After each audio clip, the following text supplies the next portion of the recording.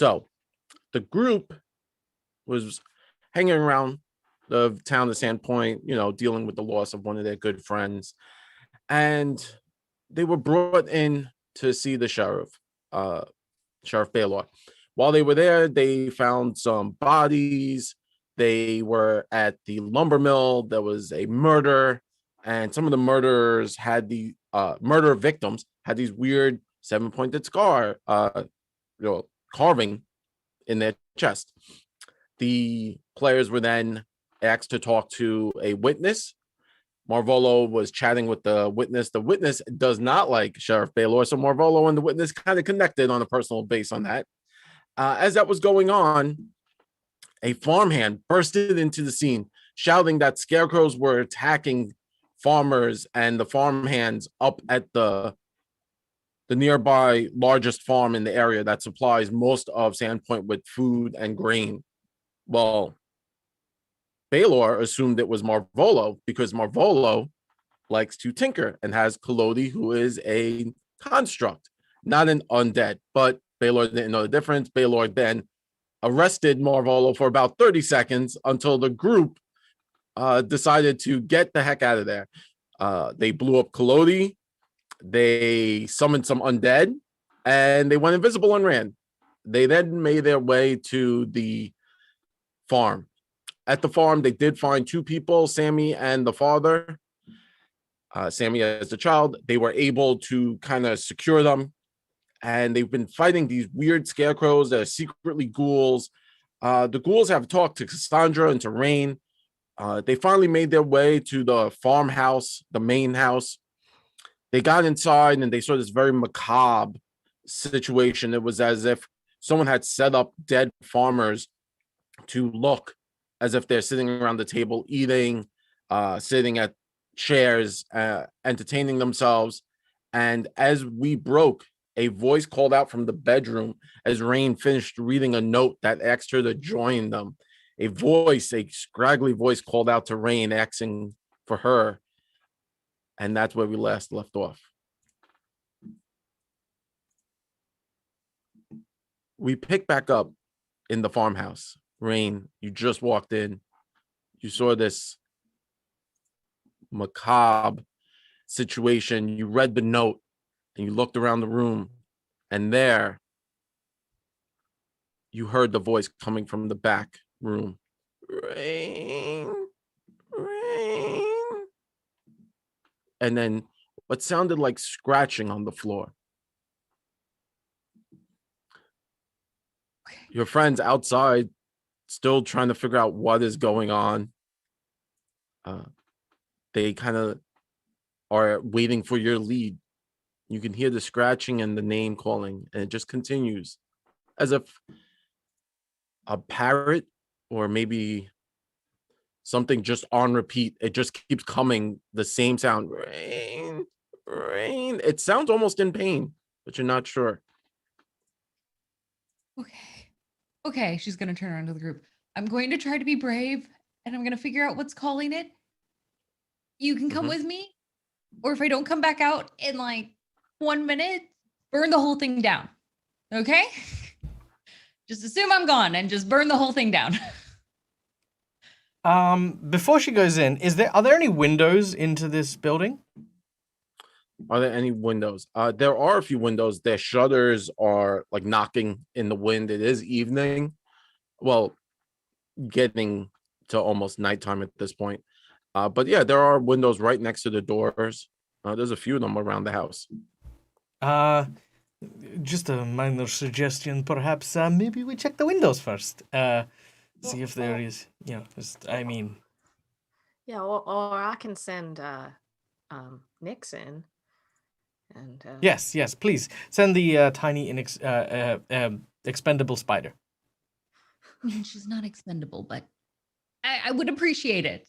I mean, I can do this, but some help would be nice. Thank you. Yeah. So Nix will kind of pop out of the little pouch and scurry down, and I'm gonna just kind of grab onto Rain and just be like, I'll be right back. And Nexon's eyes just kind of go white, and I will use share senses so I can see and all of that through Nyx. Ooh. And have Nyx go in and look around. Sure. That's cool. As Nyx starts to like crawl around, you enter and you see, you know, the rotting corpses, and you kind of scurry around, and obviously Rain kind of pointed out where the sound was coming from, right? You scurry down the walkway, down the hallway, past the two bodies who are kind of, one's actually holding a glass, and it looks like there's liquid inside the glass, but it's like a big glass, so it's they are set up to look as if they are alive. You finally make your way into the bedroom, and laying on the bed is a man, you hope. Their body is desiccated, drained of blood. Their mouth is agape, and every so often you'll just hear that same sound, the word rain, just coming out of the mouth. And the scratching sound is their feet. Every so often it looks, just the feet, not the torso. The feet will every so often just lean forward and scratch the wood, and then raise back up at the bottom post of the bed. The body is not like tied to the floor or anything of the sort. Do I recognize the person? Do you recognize the person? That's actually a great question. Can you give me a society roll? Yeah.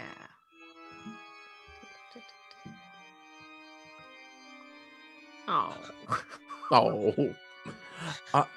Due to the it's a corpse, right? So it's missing blood. Its face is twisted. You don't really recognize this person. You might have to get a little closer. Maybe hop up on the bed, but from your angle, you know, you're like up on the wall a little bit, looking at them, and you know you got multiple eyes, so it's a little confusing. Yeah, I'll kind of nudge Nyx to go closer and like maybe even like poke the body with one of its legs.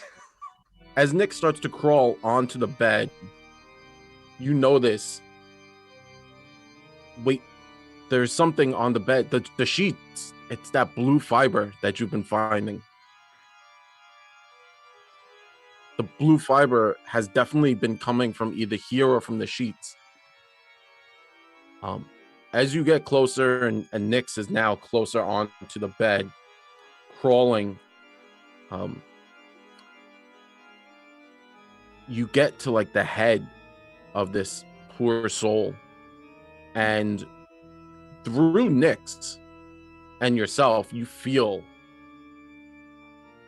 this like sadness, like a gaping hole, like as if you're missing something, and it's kind of radiating off the body. There is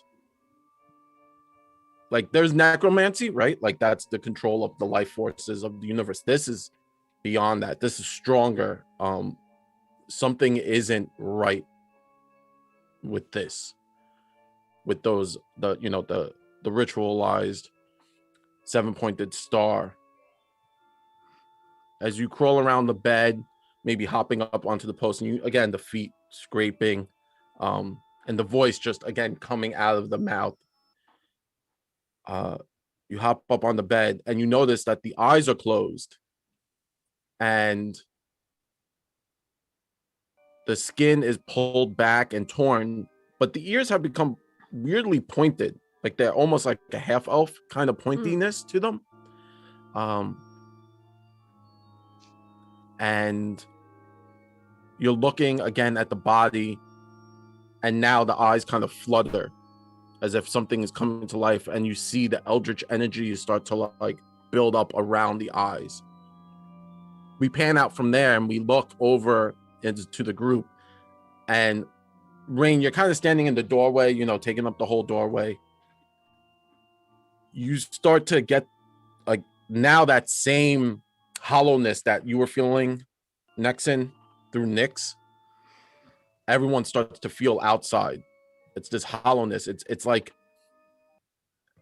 hunger, but an extent of hunger. It's like you just want it. I need everything. I want everything. It's beyond primal. And all of a sudden, Rain, you start to see the bodies that are at the table. The eldritch energy start to build up in their eyes, and they start to flutter.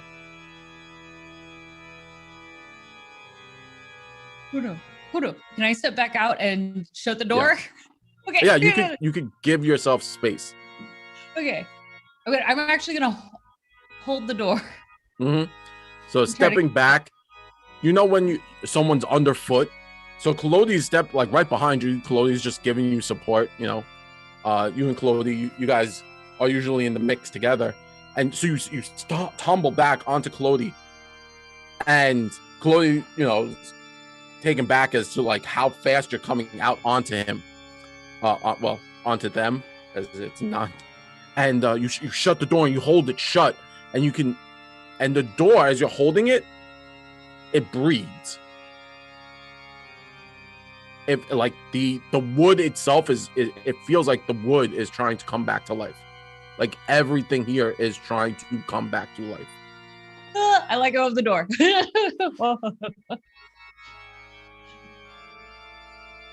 This is not good. This is not good. This is all wrong. Nothing's natural about this place at all. I agree. Well, it seems as though we might be hitting that certain point where fire might be the solution to what our issues might be. She's gonna turn around to Nexon. Are your eyes still white? Yeah. While you're in that stage, can you hear us? I don't think so.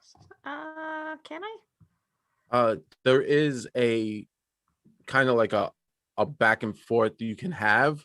You can't respond, but you're still able to perceive things. Like if someone's like stabbing you, you'll know. Okay. I'm not gonna stab her, but I'm gonna bend down and speak into her ear like, this doesn't feel good. We need to get out of here. Pull her out. Next one will kind of just like nod or squeeze whoever's hand she's holding and try and get Nyx to either come back out through the door or if Nyx can fit through like window. Mm-hmm. So Nyx scurries off the bed, up a wall, heading towards the nearest window. As you can see, there's a window kind of like right there, and it's open. As Nyx makes their way to the windowsill, it is open to let some of the air in. Obviously, when the family was still here, it was during the daytime.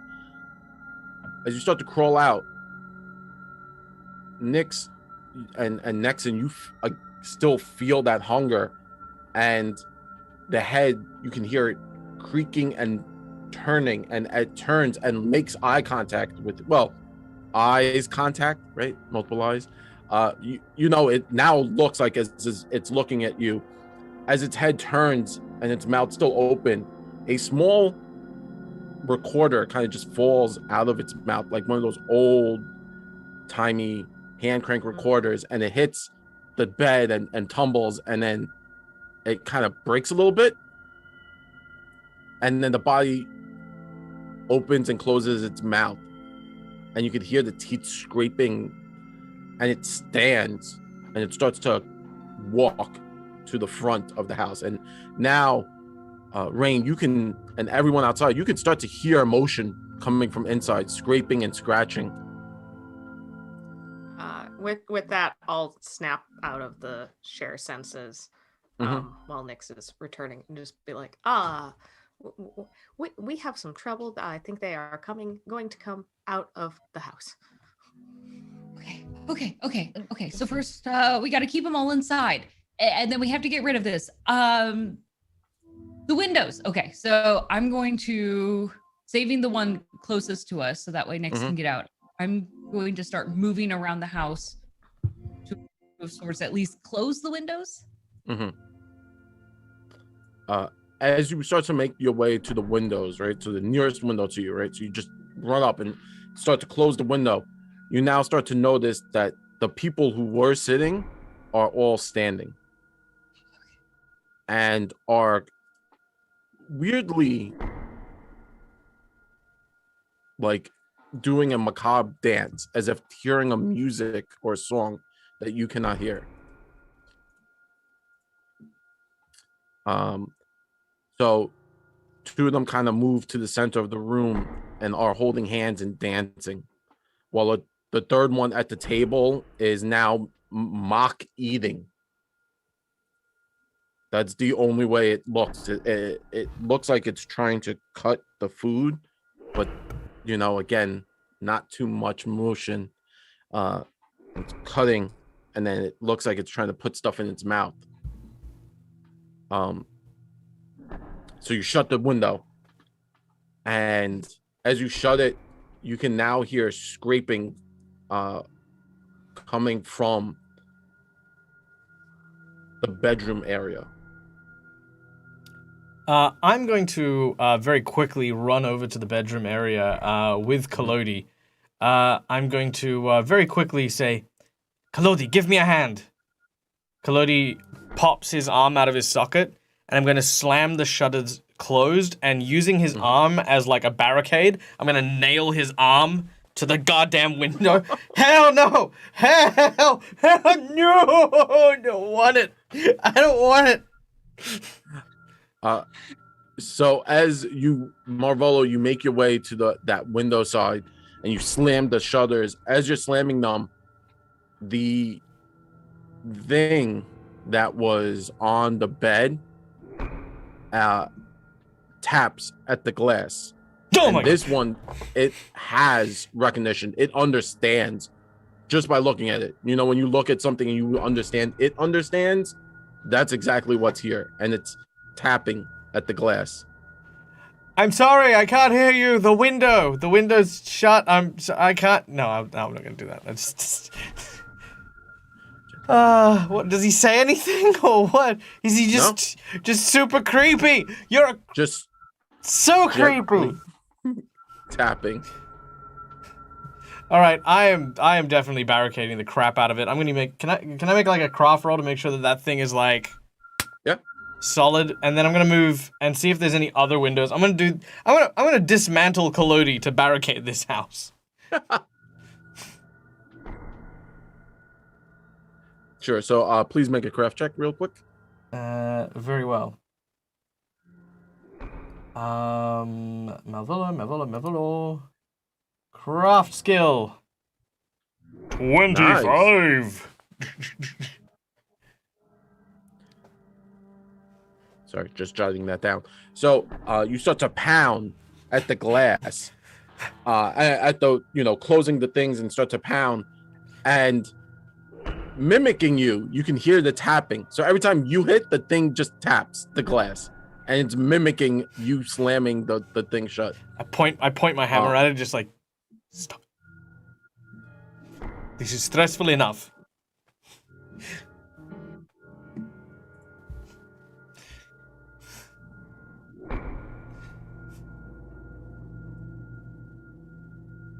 So, no, you hang up. No, you. I just, I'm just gonna say, before we set fire to anything, only chance for more information. Fire is generally very permanent. Yeah, you want to go inside and find out? I mean, there was the thing that was calling out Rain, your name. It was a recorder in the person's mouth. Okay, so we gotta get it. Okay. Um, What about this? So it's in his mouth? yeah. Or it's not in his mouth. It's out of his mouth now. It fell out. Okay. So what if we lure him out of there? Was there another window that we might be able to then sneak in and maybe he can't see us and we'll grab it and then we'll run and burn the whole thing down? There's another window over here. I can make somebody invisible. I guess if we're going through a window and there's dead people inside, I'm the window person. Okay. All right, I'll hang out by the door and see if I can draw anyone over.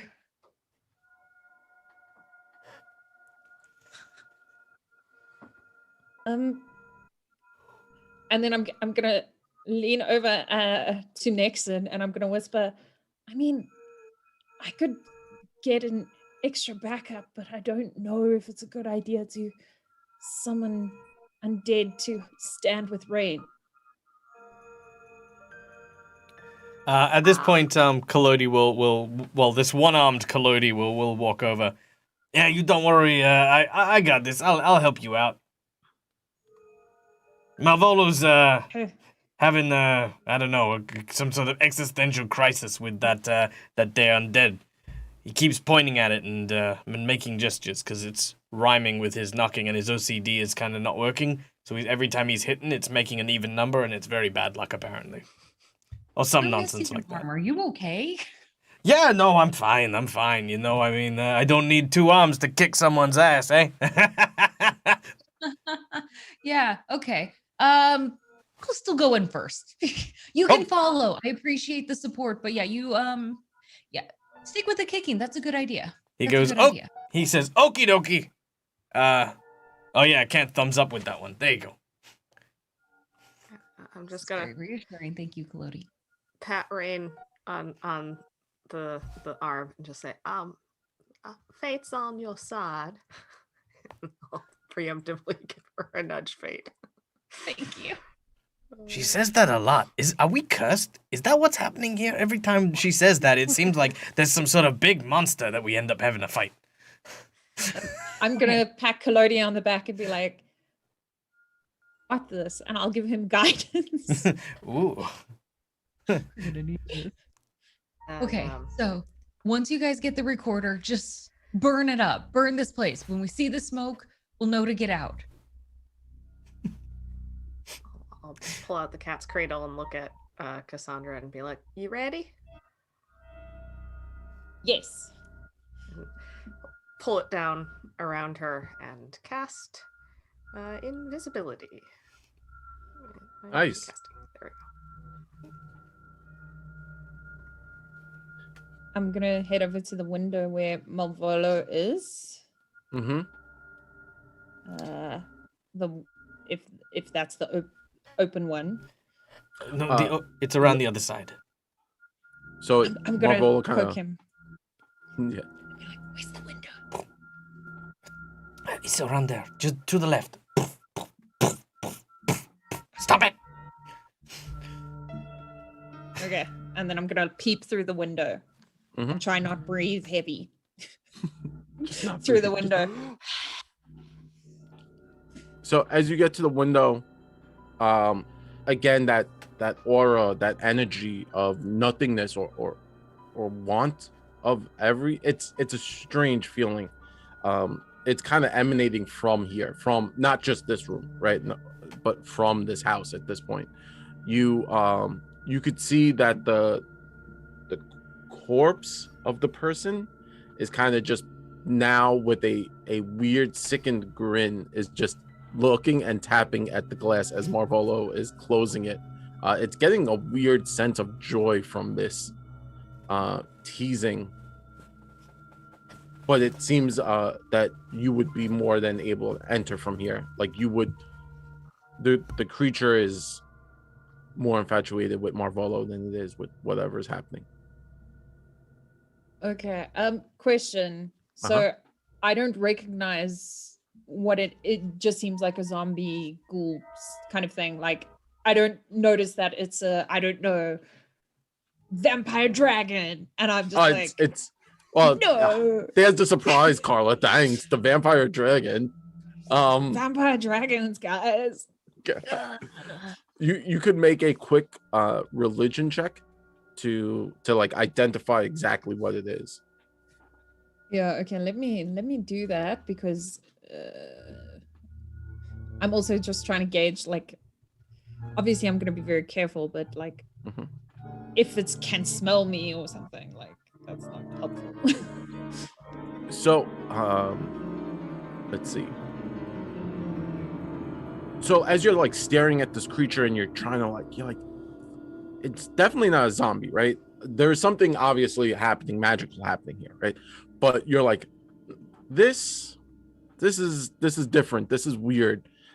You look at it and you could see again this intelligence, this cruelty, as it knows that Marvolo is like panicking every time Marvolo is like hitting it. This thing is just getting a weird sense of joy, and you're like, yeah, ghouls don't do that.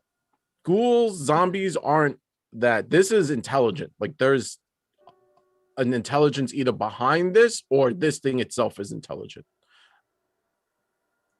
So you would probably be guessing that if it's going to be like a creature, it might be a vampire spawn or a ghast, like a higher level of intelligence.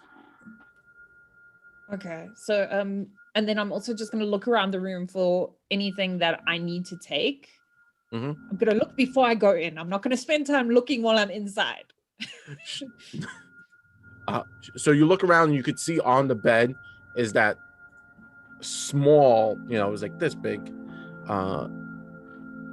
recorder, with the little gears and stuff, but it looks like it fell onto the bed and it's still trying to work and play, but because of the bed and the sheets, it kind of got into the gears. So you might have to do something with that, like pull it out or get it loose. Besides that, there's the bed sheets themselves, but I don't think Nexon said anything about that. That was more Nexon understood what that was. You look around the room, there is a pen and quill on the nightstand. And as you look at this creature that's standing there, it's weird because the creature is in clothing. It's not like naked. It is in clothing, but unlike the other creatures you saw where the clothing was like torn and shredded, this one's in fine clothing. It's still in some kind of like maybe outfit. Do I know this person? Do you know this person? Actually, you could give me a society check because both Nexon and Cass work around the people that would be here. Okay, yeah. You've seen this person through the town. They've come in and out of the Rusty Dragon a few times. You've never had like a drink with them, but you've seen them. Their name, when they were alive, that you're guessing was Rogors. Rogors. Rogors.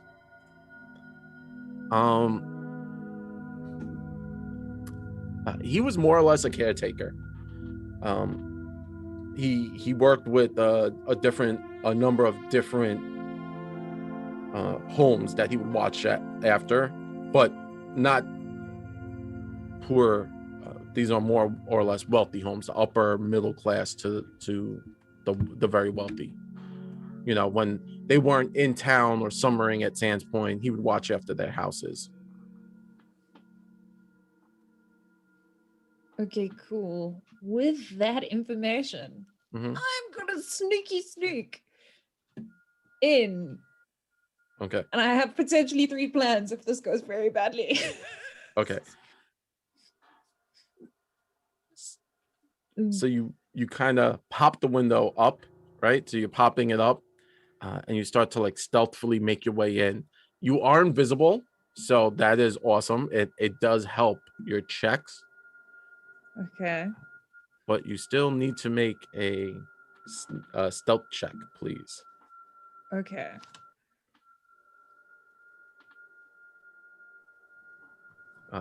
Okay.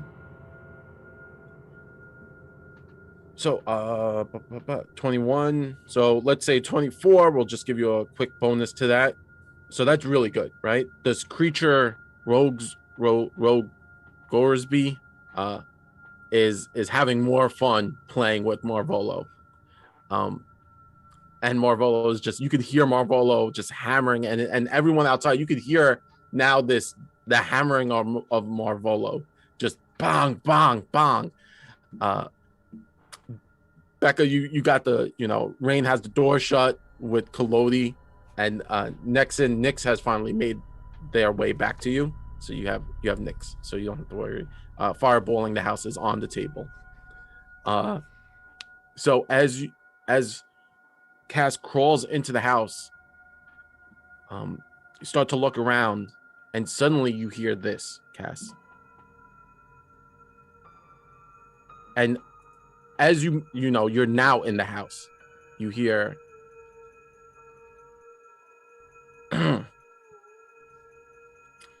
for want of a nail, the shoe was lost. For want of a shoe, the horse was lost. For want of a horse, the rider was lost. For want of the rider, the battle was lost. For want of the battle, the kingdom was lost. And all for the want of a horse, shoe, nail. And it keeps repeating, but it's only in here, in your head. You're hearing it in your head. And now you can hear the steps of the undead dancing to the macabre dance of this repeating song. Cool. Carla's creeped out. Kaz is tiny but creeped out. Normally she wouldn't be that creeped out by it. Like she's more sickened by it. Like it's because she's not unaffair with like undead things. She's just like, why would you do that to a person that you're is helping you, right? Because she sees it as they're helping you. So she was more sickened, but this is a little bit creepy even for her. Yeah. So that just, as like it comes to its end, there's like 1 or 2 seconds where the song doesn't repeat, and now it's continually repeating in your ear. Okay, I'm gonna move a little bit faster in the stealthy stealth. Yes. Okay, so I'm gonna go to the quill doesn't look special or anything like that, and I mean I suppose we could use it to scry if I take the quill, but we can also use the music box. So I'm gonna leave the quill, and then I'm gonna try pull the music box. Sure. Carefully. Yes. So give me, and this is the key. You're kind of Indiana Jonesing it, right? You're trying to like pull it off and get it off the bed without too much of a ruckus. Give me a thievery check. Thievery. Is there any kind of bonus because I'm literally like banging on the wall? There is a yes and no. There's 2 things happening here. So yes and no. Thievery with a +1. I am going to use my jinx point to make you not pass it. Right? I can do that. Okay. So as you reach for the thing and you pull it loose, right? And Marvolo, bang, bang, bang. Marvolo's giving you great cover. And it would have worked had you wrapped it in a napkin or something and you pull it loose. And as you pull it loose, holding it in the air, it goes, rain. And then with that, the creature, as it goes to tap, stops its finger, and you hear the click, click sound of its head start to turn slowly and make eye and turn. And all of a sudden, everyone, you could just hear the footsteps stopping. Cass, and roll initiative. Everyone roll initiative. Okay. Oh. Well, we got halfway through the room, so there's that. The problem is you're halfway in the room. Yeah. But I feel like I have a plan. Well, I mean, it's That all not work. it's all dependent on perspective. I mean, technically, she's halfway out. Optimism, Yeah. guys. As a necromancer, you're not dead. You're just halfway alive. Yeah. Optimism. Yeah. You're not half dead. You're just half an undead. Look, it could always be worse. It could be a vampire dragon. It's true. Could be. Could be a vampire True. dragon. That's in the closet. Just wait. It's under the bed actually. It's the one singing the song. Yes. Mm-hmm.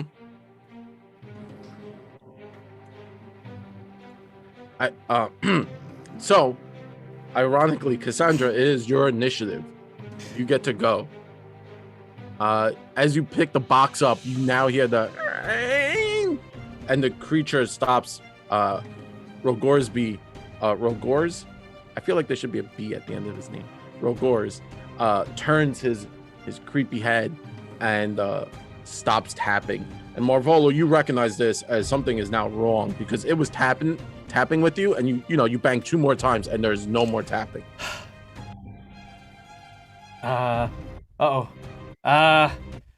Rain, I think Cassandra might be in trouble. Okay. Use my movement, so I'm gonna. I can make it out before, so I don't have to use my second plan. Mm-hmm. Okay, yeah. I'm just gonna run out. I like that. I'm out. Yeah, I'm just gonna run out. I was like, if I was trapped, I was gonna like in Necro pretend I was a ghost and use deception of some kind. But no, I'm running. Sure. With the music box behind me going. Yep. Okay, cool. I can actually come around 5, 10, 15, 20, 25, and then double move, and I'll get here by Marvolo. And I'm like, it's cool, I'm here.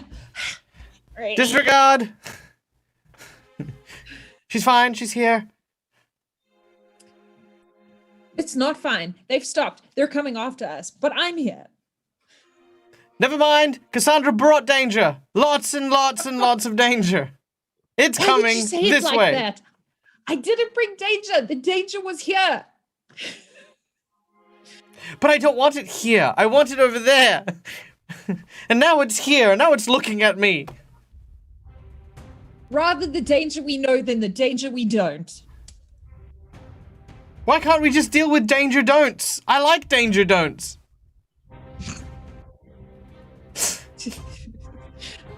I'm just gonna be like, you're obviously very panicked right now. I am. I am. I'm just gonna like pat him on the back invisibly, like it's okay, Mom. Thank you. I just sort of lean into her, like just on her shoulder, just. This all started because Rain invited me to a wedding. Weddings good. bring danger, dude. How this all began. Go to the wedding, she says. It'll be fun, she says. Great. Look at all these fun things. All these new friends we have. Somebody to like tap the window with. It's perfect. I'm so glad I put myself out here. Actually, in South Africa, there is kind of a game like that. It's called Tok Toki because it's the sound, and then you play it at night, and then people's windows, and then you run away when they come and they open the door and find you. It's the South African version of Ding Dong Ditch, which is like way creepier. Yeah. Yes. Yeah, Because because it's way more terrifying. Also, not to be that guy, but the New Zealanders actually have a drink called tiktoki, which is like made of a special berry that they have in New Zealand. It's very tasty and comes with like this massive, beautiful like whatever they call that special stone that they have bottle. Very cool. Fun facts. Learning. We're more than just education here in the Dead Aussie Gamer channel. We are edutainment. Multicultural. Multicultural edutainment. What are we doing? She's here now. Where are we going? I'm done. I've moved twice. Oh, you've got Got a third action because, we're playing Pathfinder What? 2nd Edition. I demand a crisp high five. Mhm. Give you an invisible high five, and then I will shoot through the crack in the window, animate undead at the guy. I mean, disrupt undead. I don't there want you to go. animate. I was like, you can All of a animate him sudden- again. Just be like extra animation. And Uh, I will just Why? note, We so know. casting the spell makes you visible again. Yes. Just It's okay. I think Yeah. we've used the invisibility. yeah. Yeah. Okay. Let's give it a go. He fails his saving throw by critical Critically amounts. failed. That's a great way to start the night. Oh, a day. Okay. The D. Okay. 1d10 positive, and I think he becomes enfeebled. Oh, Yeah. full Nice. damage. Yeah. Whoa. Max damage. And then enfeebled 1, I believe. Yes. Add that enfeeblement here. Get out of here, you Phoebe. I think that worked. Did that not work? Yep, no, that worked. It did. Got it. Wonderful. Wunderbar. Rain, as you hear Marvolo yelling about danger, you were kind of bracing the door, but it's that like, I don't want to touch it because the house is breathing, but I'm going to touch it because the house is breathing. Yes. So as you're doing that, you were hearing that macabre dance sound continually, and then it stopped, and then Cass is like, they're coming. Okay. All right. Kalodi, are you ready? Oh yeah, I'm ready. Okay. I'm gonna open the door and I'm going to, you know what? We're gonna produce a flame. Yes. Seems like the right thing to do. But Yeah. we're gonna use this as a ranged attack. Nice. I'm gonna try. I would like to hit the table because there was alcohol in there, right? Like that should help. There was liquid on the table. Liquid. We just know it's liquid. Okay. Well, I'm gonna make a guess and hope that it is. I just want something to start catching on fire in here, is like Kindle. Yes. Me to target anything specific? Kalodi looks at you and says, "Don't even think about it." As you're looking around for kindling and flammable things, Kalodi's like super flammable. Yeah, right. I'll just throw it in our box, see if anything happens. Here we go. 24. So firing that into here, you so you're just like aiming for The table and the drinks that are on there. okay, yeah, I'm looking for a way to start a fire in this building. got it, not a problem. So you fire onto the table and you hit it, and some of the table starts to catch fire. Some of the glasses had alcoholic liquid, and they start to pop, and the table is smoldering, so it will catch fire. In roll a d6. There's no like damage, just roll a d6. All right. Cool. Okay. Thank you very much. Okay. Like that, just okay. All right. That was that takes 2. So all right. In that last one, I'm going to slam that door shut and hold it. I like that. Just I'm gonna close the door. Wait, what? Yep, door's closed. Yes. Right. Lodi, if you want to attack, you're gonna have to attack through the window. I'm gonna hold this here because now I have their attention and they know we're on the other side of this door, and I don't want them to come through the door, okay?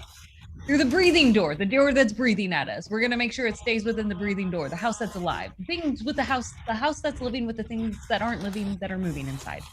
We're gonna keep them inside. Okay. Keep the breathing, living, dead thing alive inside with fire. Yes. Yeah, we Until can do that. Yeah, or stops moving. Until everything stops moving on the inside.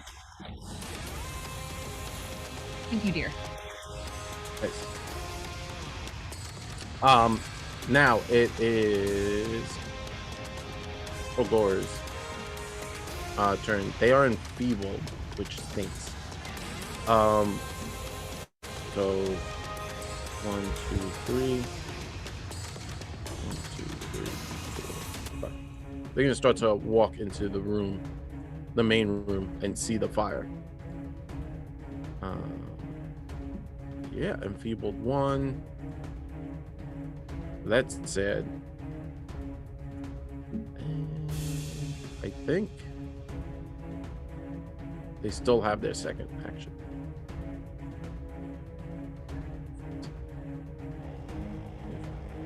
All right, they get to the next window. They start to tap on it. Oh no. Let's see.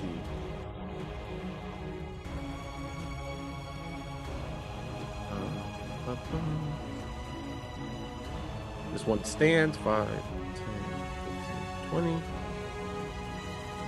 5, 10, 15. And it's gonna make a. Sorry, Marvolo, you go. I will. All right. Malvolo will continue to seal up the doors or the windows, sorry, and will tell Kalodi to take his action. Kalodi will step over to here and looking at the undead there tapping the window. He says, yeah, tap all you want. Punch to the nose, because, you know, I can't think of something witty right now. Puppet blade! That is a 20 to hit. With the blade?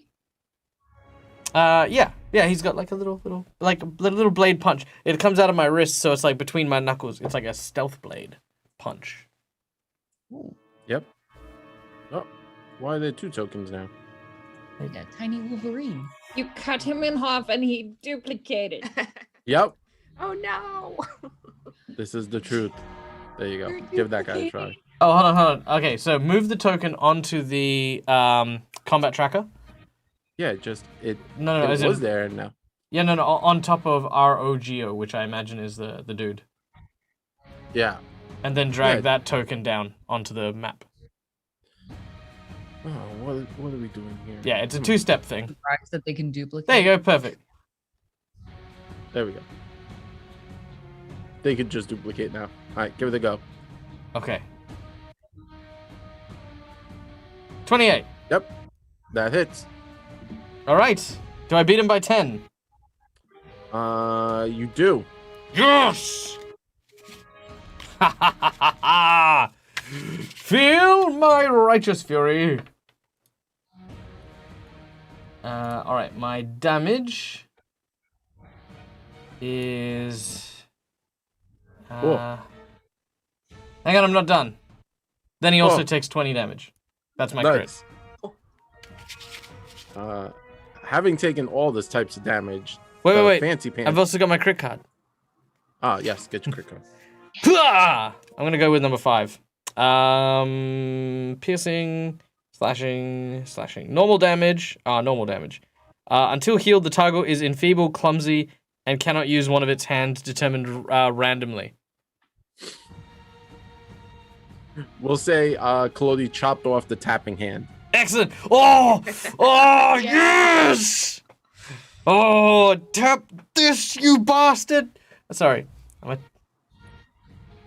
Sorry, I got a little bit. That's fine. I'm okay. So he's off the map now. All right. Anything else you want? Yeah, so Kalodi did that, moved, I moved, and I'm sealing up that door. Oh, that window. That window? Yep. Okay. So, it's now my go. Sorry. Zombie farmer. This one is going to do the zombie thing, and that is try to get out because that's what they do. They're zombies. Gonna make a athletics attempt to like push the door, break the door down against Rain's fortitude save. So I will roll. I got a 20. Rain, let's see what your Fortitude. So it's it's only by 1, so it's not terrible. The door starts to push out towards you. It doesn't like swing open, and the creature doesn't like come like flying out, but it's now like pushed open at you. Okay. You know, like in the action movies where going back and forth, but that's My hooves are like getting pushed back into the dirt. Yeah. I can't keep it closed. Nexon's just behind, like trying to help, but not. Kalodi turns like, and says, "Put, "Hold stay." the door!" Don't Hodor me. You dare Hodor me.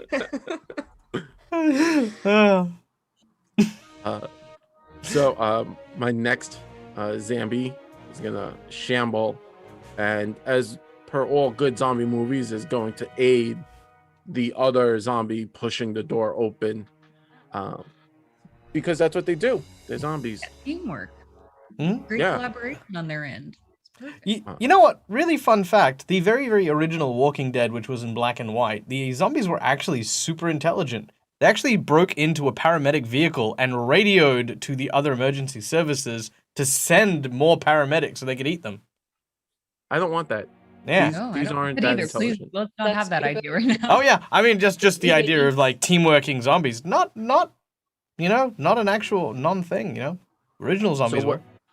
What was saying is these are team working. All right. One of them slides a note to Rain, just saying, "Hey, please open door." No. Okay, great. We'll No, get they her just- this time. They just wait for her to pick it up, and when she bends over, they push her over. Yeah. Yeah. Damn it, smart zombies. So there we go. All right. So these are a little smarter. These are my smarter biz. 1, 5, 10, 15, 20. So Marvolo, as you're closing a window, a sound of glass shatters as one of these farmers comes exploding out of a window. And again, thank you very much for the follow. Love it. Thumbs up. And so it comes shattering out the glass, and it raises to its feet, and it looks directly at you, Marvolo. And you've seen these before. It is a ghoul, and it snarls. And so that was 5, 10, 15, 20 through the glass, 25. Standing is 1 action, and move up to you. 3 actions.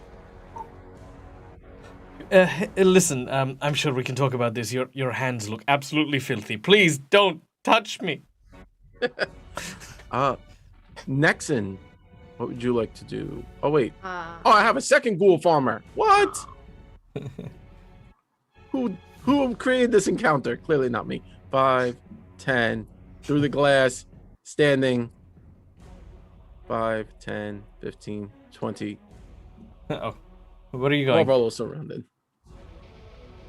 And I Now just it's barricaded Nexon's this turn. window. Damn it.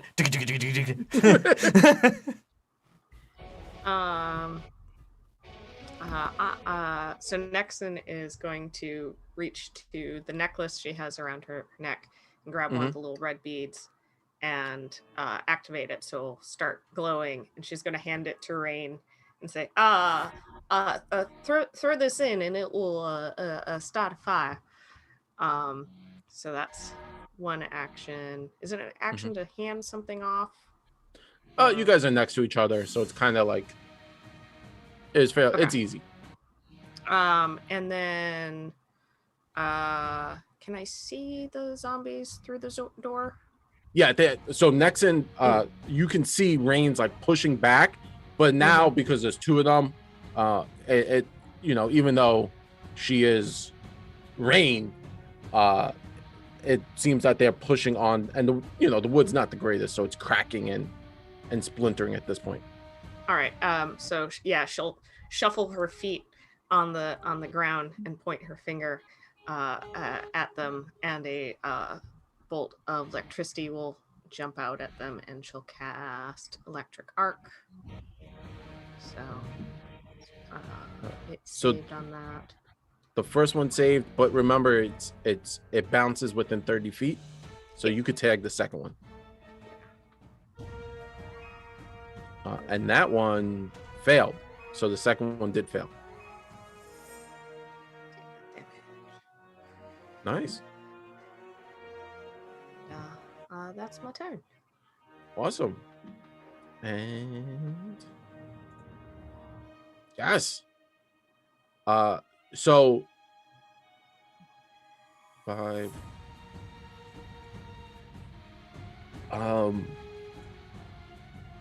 So Kalodi, you get to witness the most horrific thing you've gotten to see so far. The creature that was dancing moves forward, looks down at the fancy dressed ghoul at this point, reaches into its chest, pulls out its heart, and consumes it.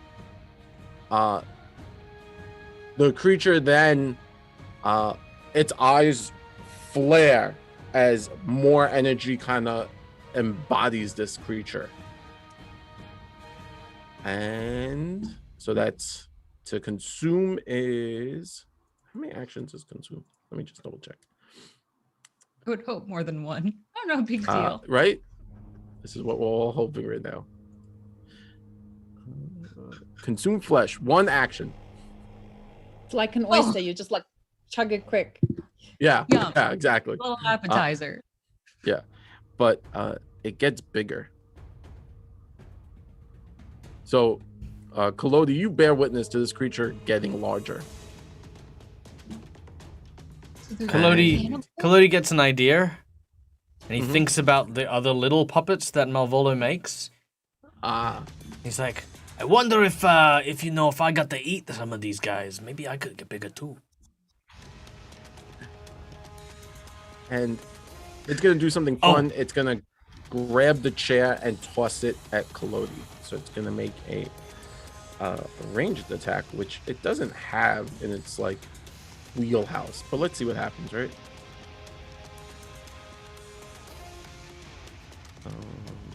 Because I grabbed Kalodi without grabbing the dice.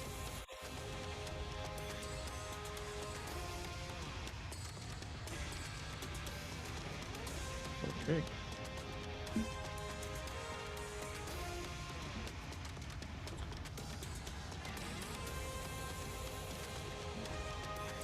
Does a 15 hit Kalodi? No, it does not. Awesome. As- So the, Oh, I was gonna say, Kalodi gets hit, he goes, ha! A chair? That's hilarious. I was born from a chair. I can believe that. That I believe. So yeah, the chair explodes out from the the window, and glass shatters everywhere. Chloe doesn't have to worry about glass. Chloe doesn't bleed. But it is Cassandra's turn. Cassandra, you can hear Marvolo yelling at this point about the ghouls that are surrounding him. Yeah, I'm gonna rush around the corner to see what's going. Hello, Malvolo, what the heck? Oh, hey. And I'm gonna stop. And yeah, I'm gonna cast Disrupt Undead, just that it is what it are what it are.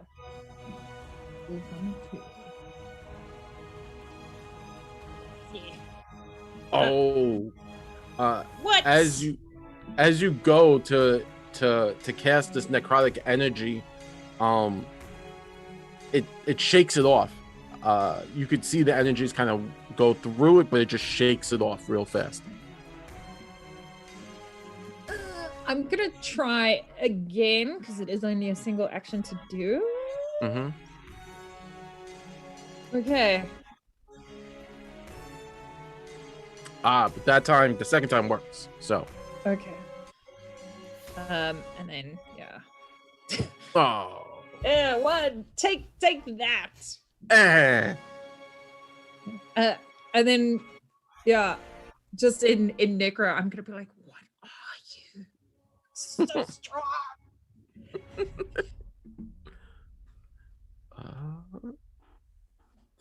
Next up, it is Rain. Rain, you're battling against this door. You know it's not going to last another round. You can now start to smell the smoke as the table engulfs in fire.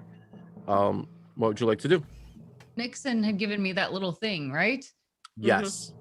Can I just like throw it in through the corner, like because the crack's like right there? I'm gonna just like stuff it back in there. Just like toss it in real fast? Yeah. Yes. So what does that do? Rip my shoulder back into the door. It is a 4d6 fireball. What? Yeah, it's on the other side of the door. Let's remember that part. Yes. So why don't we pick okay, so we'll go 5. So 1, 2, 3, 4. Roll a d4, and that will be like the direction it landed. So 1 is the closest to the zombie across from you. Yep, so it's right there. So it kind of like lands right behind it and explodes.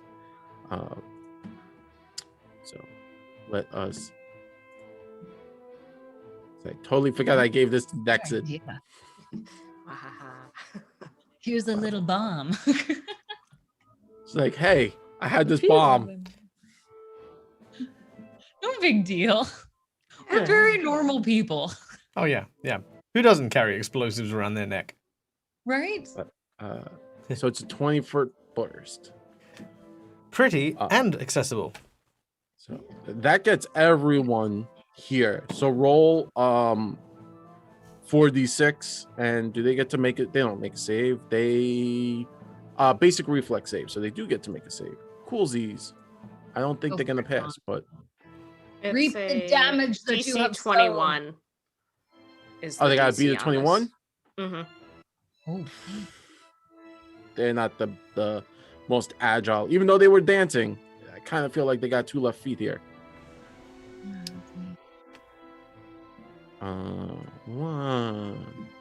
Nope. 2. No. Oh no! One of them critically failed. Yay! So so roll up 4d6. Rain or Nexon? Who would roll that? Nexon. Okay. Is there a way to do multiple? Yes, if you hold down left click over the dice that you wish to use, then while holding left button, tap your right. Yeah. Cool. Okay. That's a thing. Oh, I got 2 6s on that roll. Yeah. Yeah, you did. The party's on fire. I love it.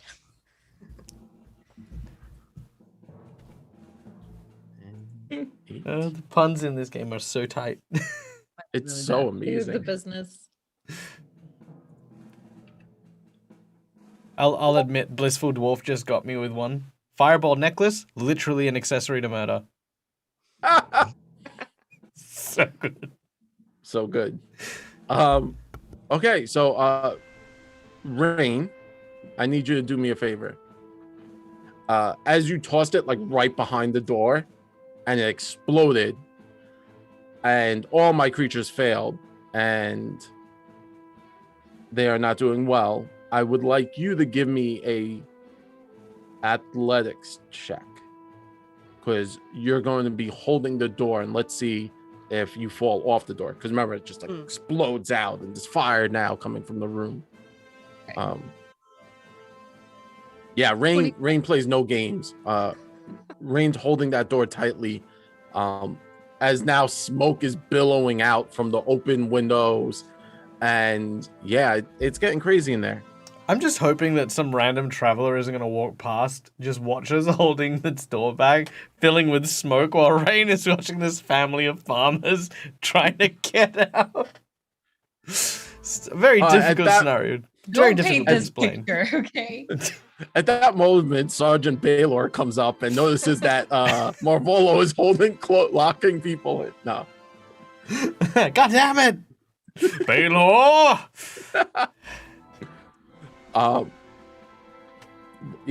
So that's, let's say, one action to toss it, right? And the explosion, and now you have 2 more actions. What would you like to do? Okay. For my let's do another produce flame. Mm-hmm. And are there hands like on the door or anything? Like, is that one trying to like reach through it all? They're like, yeah. We'll say there's a hand on the door. All right, because then I'd like to try to grab it and with like almost like a melee attack, I'm gonna touch it with the produce flame hand. Yep. Okay. So go cantaloupe on fire. Wow. Okay, yeah. Roll damage. That was a critical hit. Yes.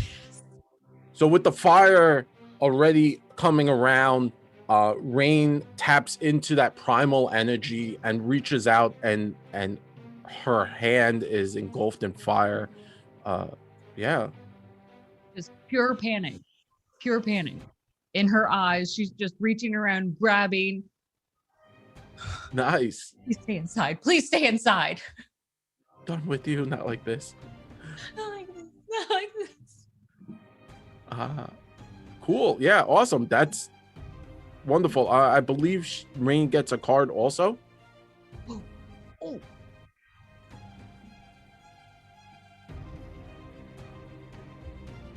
I will continue to hold the door while we get our card. Just hope. All right, 1 to 5. Let's go with 3. As this is a spell. Actually, is it a slot spell? One of my cantrips. Then I'm going to veto that one because you get the spell slot back, which is lame. Whack. Pick another number between 1 to 5 that's not 3. 2. 2. Ha. Okay, pretty colors. The flames come out in a multitude of scintillating colors, and the target is dazzled until the end of your next turn. Dazzled. That's exactly what you needed. Yes. And that was the one right in front of you, correct? Yes. Yep. One. So dazzle.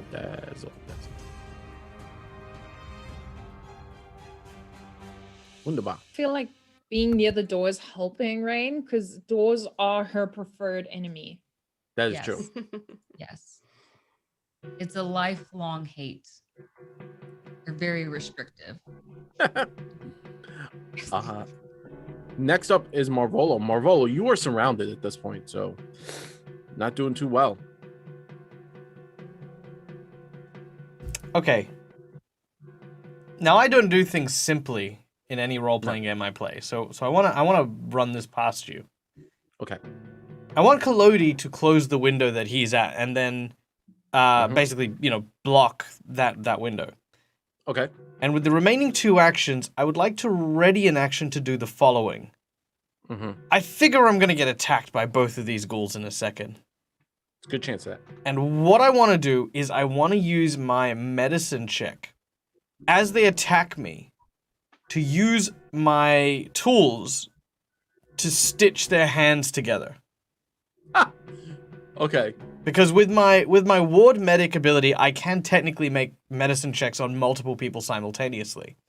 Yes. And with my quick crafting skill, I can do crafting things in like a fraction of the time.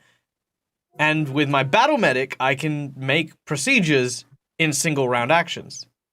That is very true. With all of these things together, could I ready an action for after they attack me when I know that they've got their kind of, hands on me, as it were, to then tie them together? Yes, that is fair. Okay, so that's what I'll do. I mean, it's very complicated, and my trade-off for that is obviously going to be I'll wear the hits where I can. Yes, of course. But but that's what I'll ready to do. So yeah, Kalodi Kalodi meanwhile slams the door and goes, "All right, now Rain, listen, no matter what you do, you don't look inside there, cause they're let's just say They've definitely got an appetite. Yes. Well, perfect. Great. Well, I wasn't really tempted to look in, but I appreciate the heads up anyway. Let's make sure we do something about it before they get out. But how does the flames look as he kind of just? Oh, it's that area is now slowly, no longer slowly. It is now engulfed in flames. There is smoke coming out the windows in all these front windows that like Nexon and Rain and Clody can see are just black smoke is now starting to come out. Okay, Colodi's got like not this just black. like Yeah, not Colodi's like got a the little black bit. soot on his face as he looks inside. Yeah, no, the fire's working, I think. And he's just gonna hold the door. And that is Awesome. all. That is all I do.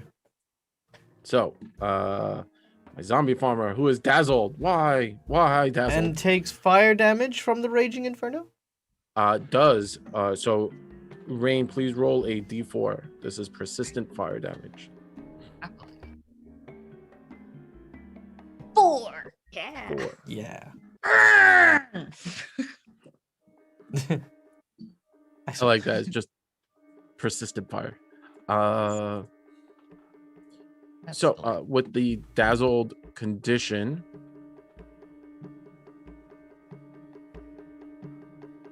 there, everything is concealed. Why? That's so much harder.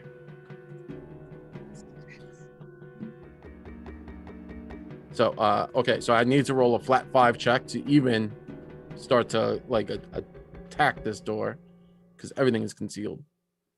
Wonderful. I rolled a 13, so it now can attack this door. So it's going to make an athletics check with aid from the secondary zombie, so it has +2. Yeah, let's see if this works, right? Wow, Rain, you are very lucky. It rolled altogether a 10. Yes. +2, so 12. So you have to make a fortitude save against.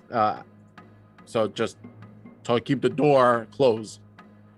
Quick question. Do I have like advantage because Colody Yes. was also helping me? You will have a +2 to this. I was a Yes. 29. Yes. Yes. At this point, you I realize am a that linebacker holding this Yeah. door. You ain't getting through. they're stuck in this. These two. This zombie is just trying to knock its way through. With the other one, so roll a d4 because it's the secondary turn on the second zombie farmer. So it's also on fire. Oh wow, you are on fire. Poor kid. This is supposed to be a deadly encounter. You guys are just like, nope, keep them inside. We've Oh. been saving up for this from all of our other encounters. Rolled very poorly.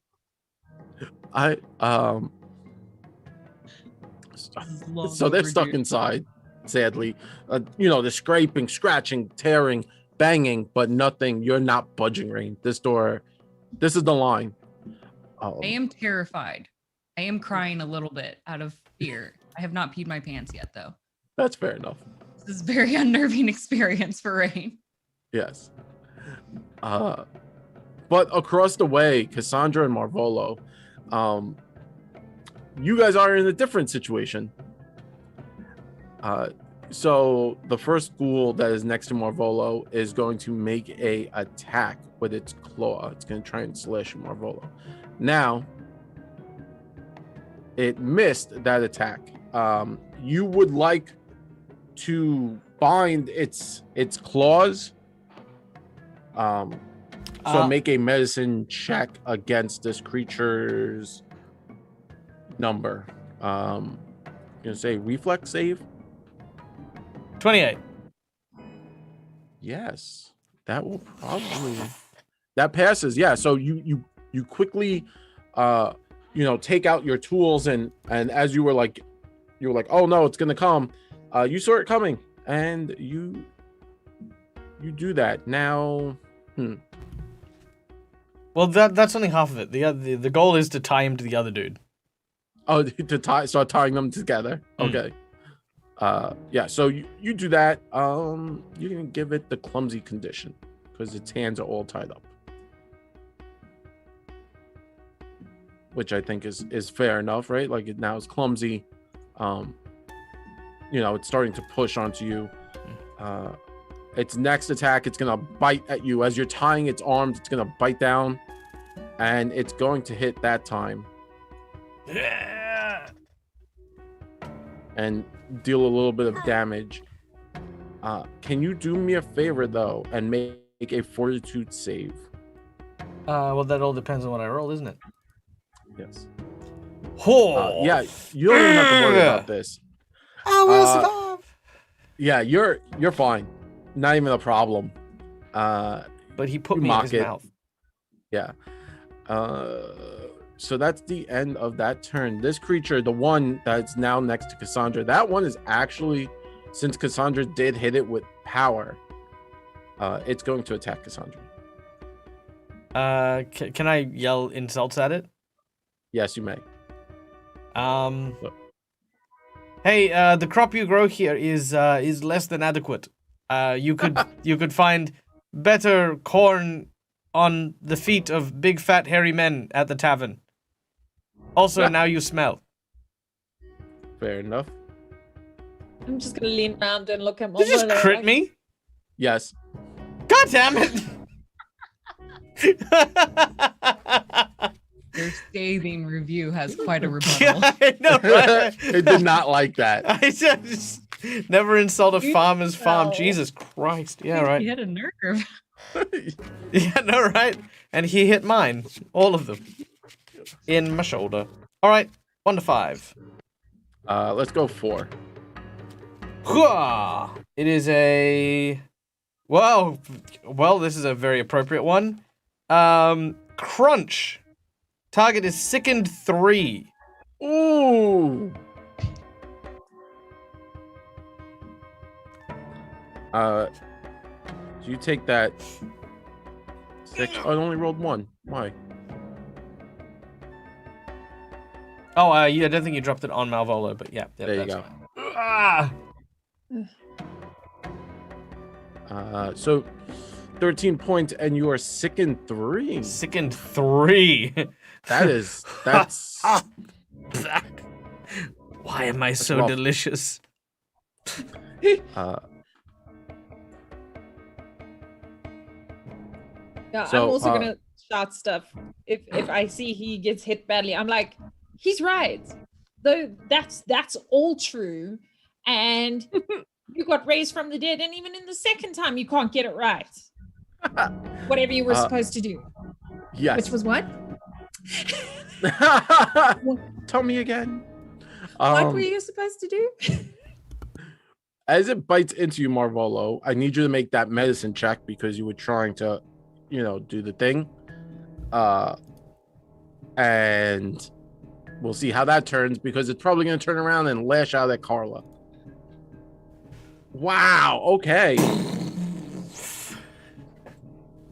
So it is clumsy. Nailed it. Worth it. So it's not going to lash out at Carla. It misses though, Carla. You didn't hit a nerve. It was definitely the crops that hit the nerve right there. But I like as a fellow farmer, I can't Yeah. just make like comments about other people's crops. No, that's just rude. That's rude. Yeah, You're just being like polite. I do feel like Marvolo deserved it a little bit. He crossed the line. But it is Nexon's go. Nexon, what would you like to do?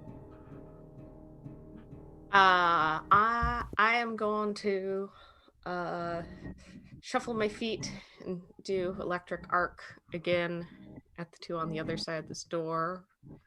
So we'll try that one. Okay, it failed. Failed. So take some damage. Nice, awesome, yeah. And then it will arc over to that second one. Nice, and it failed too. So,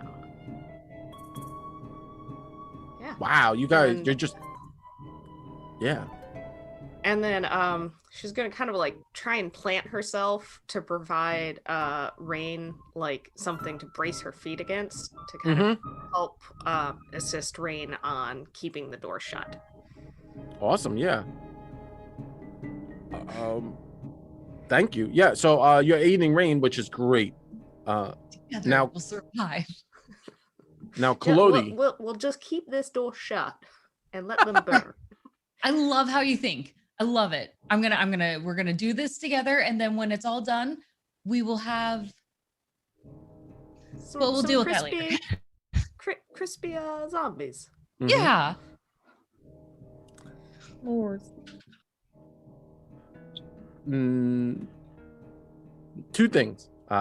Rain, please roll a d4 as persistent fire damage is happening. Boom! Another 4. Who let this happen? The dice gods love fire. Apparently. So I now need Nexon to roll a d6. Right?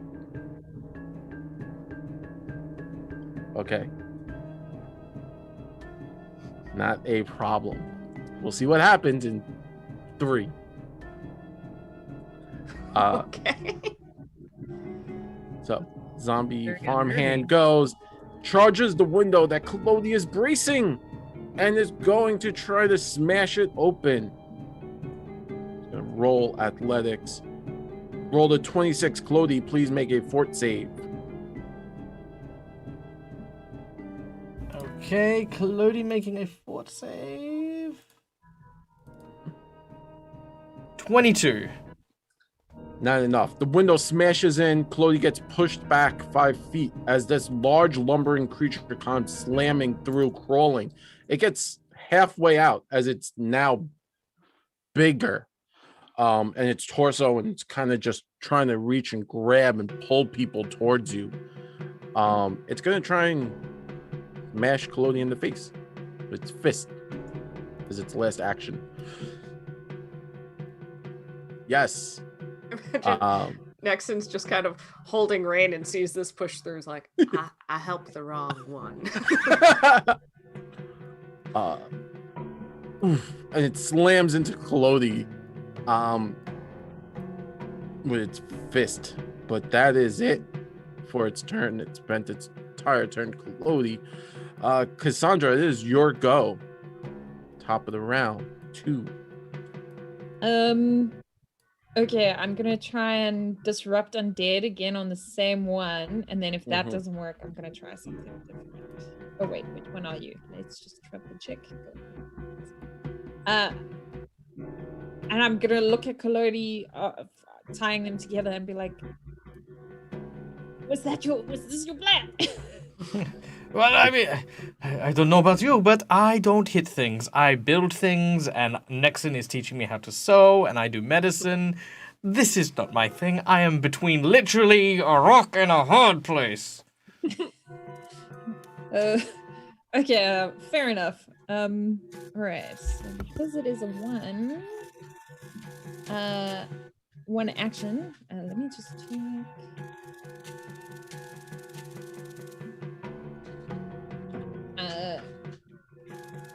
Okay, yeah, no, I won't do that. I'm gonna attack it again.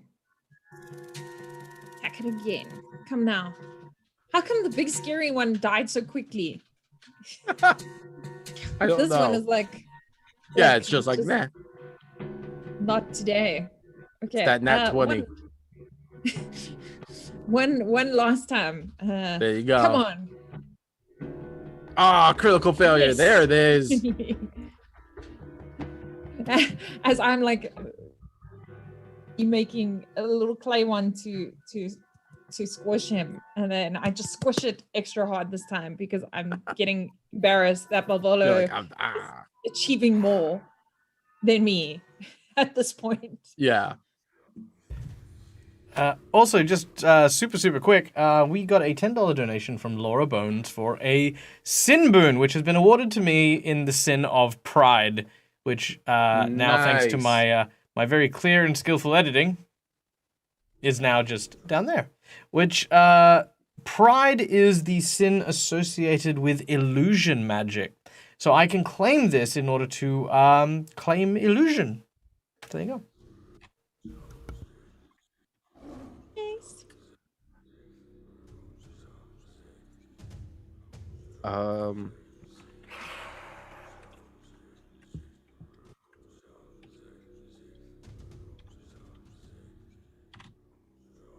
Yeah, and that's my turn.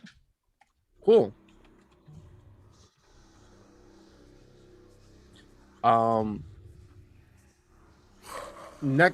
Rain, it's your go.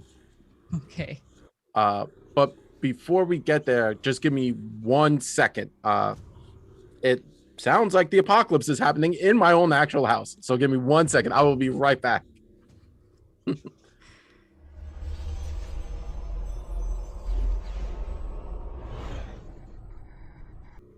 We left off with Rain taking her turn and kind of dealing with the ghouls that are trying to escape. She's got them on fire. She's braced up against the door. Nexon has kind of given her stability, and that's where we pick up. So, Rain, what would you like to do? Okay. I see this one that's busting through the window. I'm Yeah, going now you to. do. Yeah, it's a little terrifying. I'm scared for Kalodi. So we're going to use that flame attack and throw it at him and hope Nice. this does something. It hits. Take it. Wow, you're on fire. Give me those D4s. Don't give me any higher dice, but a D4 I can get. I'll do it. Okay. All right. I'm going to. Is there anything within reach that I can use to prop against the door to keep it closed? Probably not. Not right. Nexon. I'm gonna put no. You could technically wedge Kalodi In the doorway. I'm not gonna. You're already. My goal was to go help you. Well, I mean, it pulls me out of combat.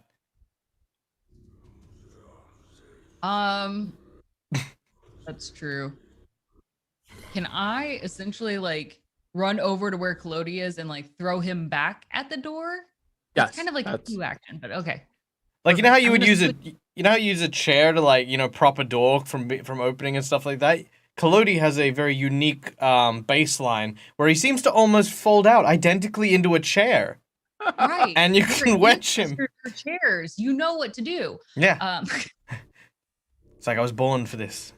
You were born for this. I'm going to have you aid Nexon in keeping those little ones out, and I'm going to now put myself in front of the big dude because that's always a good idea. Yeah. Sweet friends. Okay, so perfect. So now we pop back over to the opposite side of the farm, and we check out Marvolo, who is sick in 3 because he took a pretty gnarly flesh wound to the shoulder.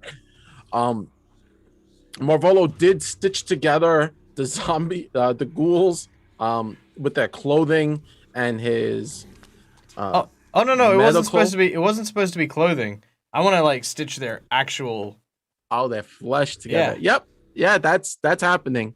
Yeah, very, very terrifying. But you are sick in 3.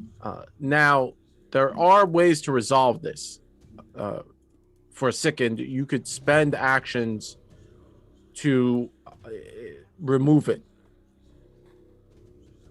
Okay. So it gives me a -3 to all of my checks and my fortitude saves. Mm-hmm. I'm going to use one action to tell Kalodi to barricade the door, or to kind of keep helping out, and so he's gonna just strength to keep it shut. Yeah. So I'm imagining that I've stitched both of their. Well, actually,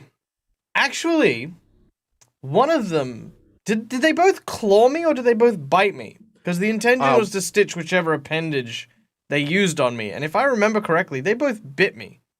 Yes. Does that mean I've stitched their heads together? You've stitched their mouths shut. Yeah. Oh, okay. I like that. Good. Good. That was my plan the whole time. Gross. Okay. Now, my puppeteer, healer, / craftsperson.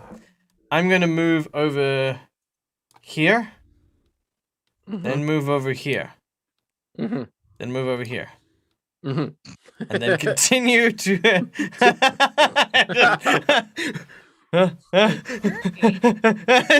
start running.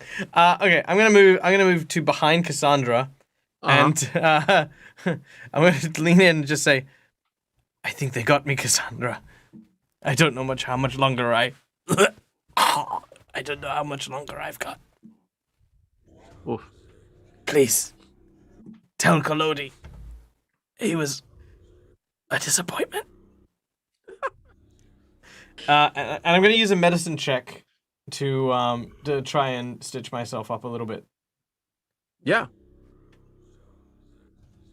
I'm gonna set the goal at 20 so that I get my extra bonus.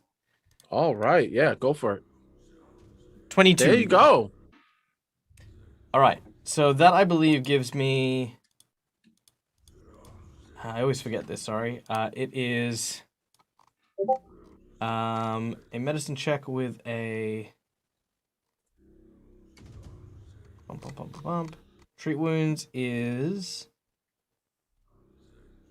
10 hit points plus 2d8. No. Oh, critical success, so 4d8. Yes. No. Yep. So 48 plus 10. Oh. So that is 28 hit points. I am fully healed. And as he says I'm dying, I'm gonna like look at the ghoul in front of me, and I'm gonna turn around and I'm gonna be like, "You look fine." No, he's healed. No, clearly I am dying. Clearly. Yeah, there's no hope for me. You must go on. I believe in you. I have a 20 for my bluff. That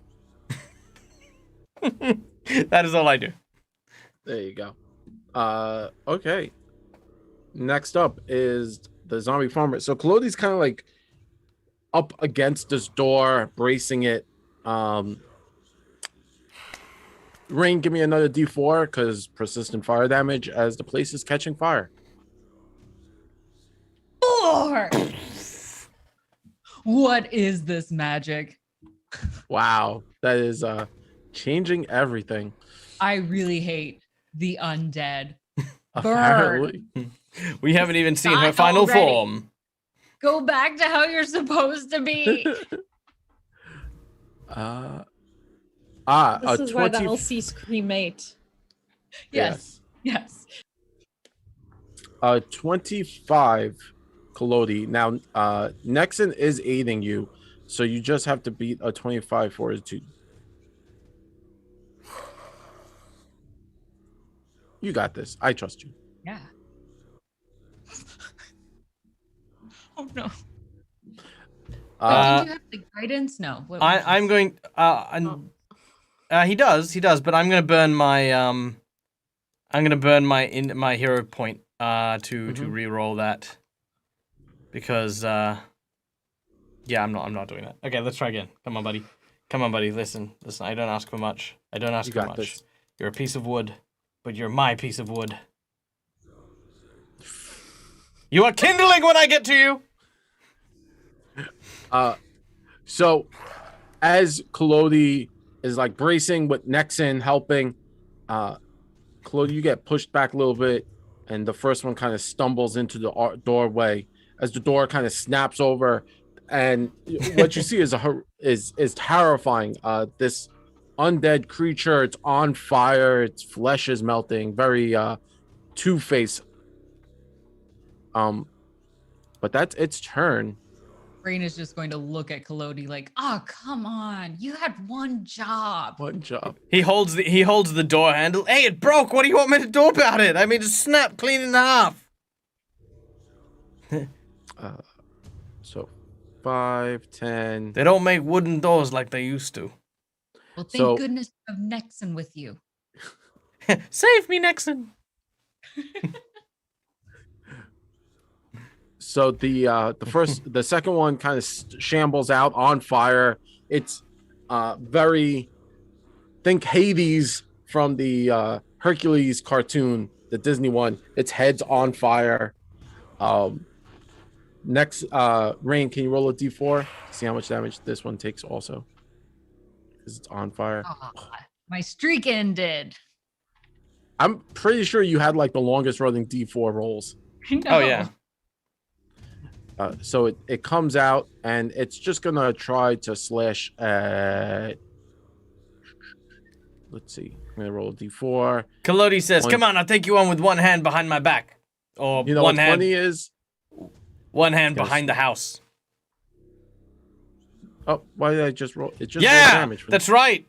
It destroyed itself. Kalodi destroyed itself. I looked him square in the eye and I told him, "What's what? Get down in the ground." And he just. You know what's funny is it only had 9 health, so it could die. I'm cool with that. Yeah. I'm not ashamed. I'm not ashamed of that. Sorry.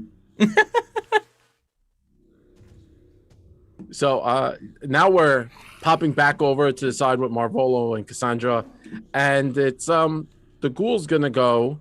This one's going to jump 5, 10, 15, 20. You've seen this thing do that before. It leaps over. But it is clumsy, so that's not going to help anyone.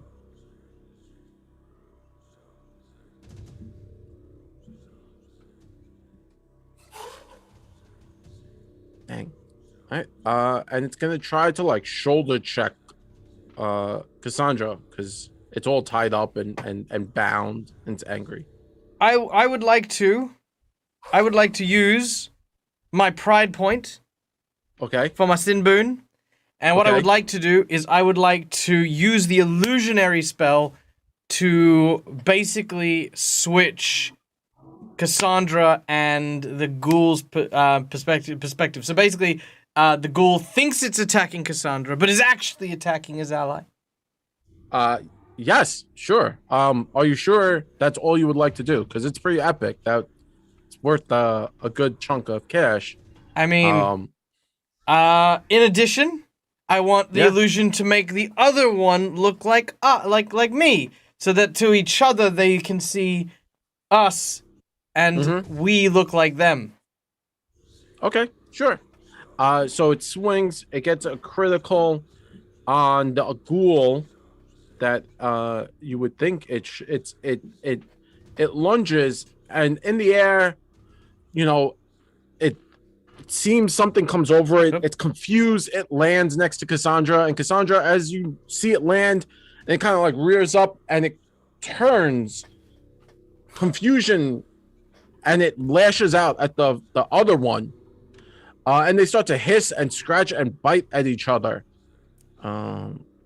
Gonna deal D4. Whoever's raising these things is like, it's very bad. They're very badly raised. Yes. Like, who knows what they're doing? Who raised them? Who did this? I know. Were they what? Were they born in a barn? And that one, as it slams it knocks it into the stone wall, and its head cracks on the stone wall, and gray matter everywhere. And that one goes down. Nexon, it is your go. What would you like to do? I'm gonna seeing the door burst open, use one of my actions to command Nyx to get back into the pouch. Okay. As Nyx crawls on you, right? You're concerned. You see the fire. Nyx is crawling on you. It leaves like a trail of dust all over on, like it's leaving little Nick's footprints, as if there was something in the house that has white powder. It's not cocaine. Can I real quickly like try and figure out what it this is? powder is? Yeah. Asbestos. Sure. Asbestos. Do you want me to do like you could do like a quick nature check. It's not going to be too hard to figure it out. Wow. Okay. Yeah. So you see Nix crawls on into your bag, and it's as it's crawling, it has like this powder coming off of it, and you touch it, and you're like, uh-oh, and you realize it's flour. The problem with flour and fire is it's very explosive. Yes, and there's only 2 more turns left.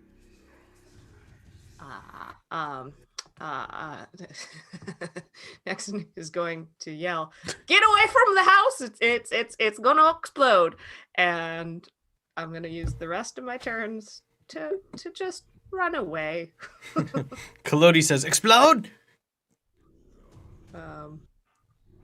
Get as far away as I can. I like that. On my screen, Nexon just went. Scurry. Yeah, so I'll use both my... I can actually move further away, but I'd be off the map, so... I appreciate that. Thank you. So you still... What was that? 5, 10, 15, 20... Yeah, you still have one more action. Let's just say one more action. Sure. Cast guidance on someone or something. Yeah.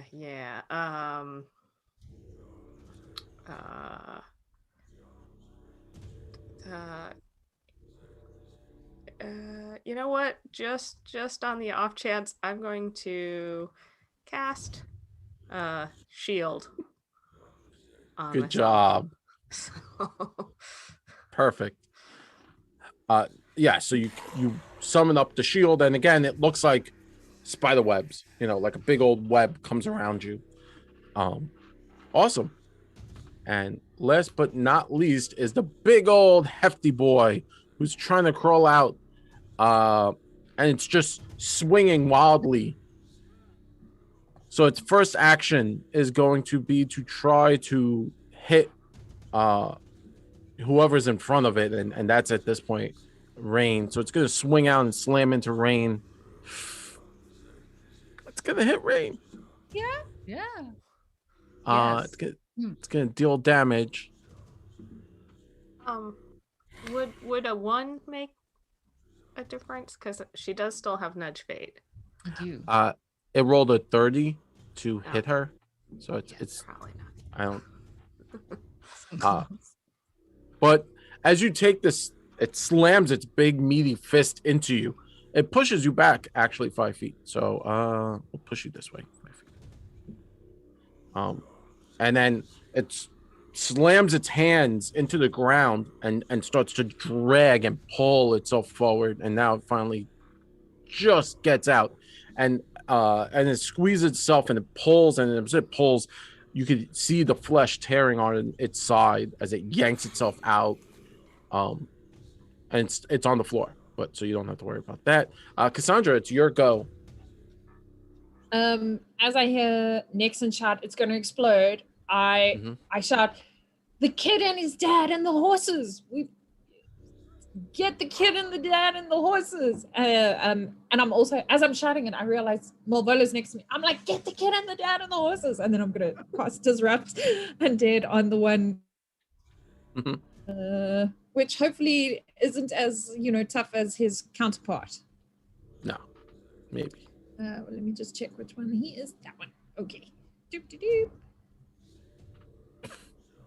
Yes. Critical failure. There you go. Yes. With take that. Yeah, I'm just gonna cast it again because it's what I got. Oh, yes. Wow. Come on, more than a 2. Yes, There you go. That's a better. Is it still standing? Kinda. And now I'm upset, but I'm also very impressed. I'm actually quite impressed by this.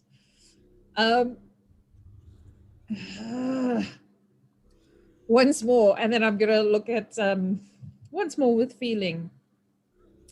Oh, there. That will probably take it out. And then I'm like, we must get the horses and the kid and the dad. There you go. All right. Yes. Rain. I was gonna run, but had to That's kill fair. it the whole time. Rain. We are now at 1. By the way, please roll a d4 per. Well, we'll do that on the monster's turn. But yeah, so this thing's on the floor. This big chunky boy is on the floor. What would you like to do? Right. I would like to cast Tanglefoot. Yeah. Hey, there you go. That's what we're gonna do. That seems like the smartest option. Give me 1 second, please. Just want to. There you go. Do it now because I had to put prone onto it. Oh, wait, hold on. Let me run that as. Why is it not letting me do this? Okay. Apparently, I'm gonna need help with that because it doesn't let me. It's only letting me target, so it will. It should have worked. I just don't want it to chase after us. Fair It's enough. big, it's scary. I don't want it to come with us. Yeah, It's not invited to this party. It can't come to the wedding. No. Listen, I just feel like between us, I need some space. It's not your fault that happens to be the same size and shape as you. Yes, just because we're the same height does not mean we're a match made in heaven, okay? I look for other things. Like a heartbeat. That's Minimal overrated. I don't know. That's just overrated. Okay, so I casted it, but because I casted it as me, it didn't show up, which is fine because it hit. The thing is prone, it's large, so it's not too hard to hit. So you do hit, and again, vines kind of reach up and start to wrap around its large arms and legs and holding it down to the ground. So that worked. Perfect. Yes, she summons it, kind of just drawing the roots up, which, I mean, it's a farm. There are tons of roots here. So definitely easy for that just to take hold and grapple what I imagine was its former master of sorts of this land. So, take back your life. Oh, roots. So and then I'm going to run. Then I'm leaving. Gone. I don't want to be here anymore. No one does. Awesome. Get away. No.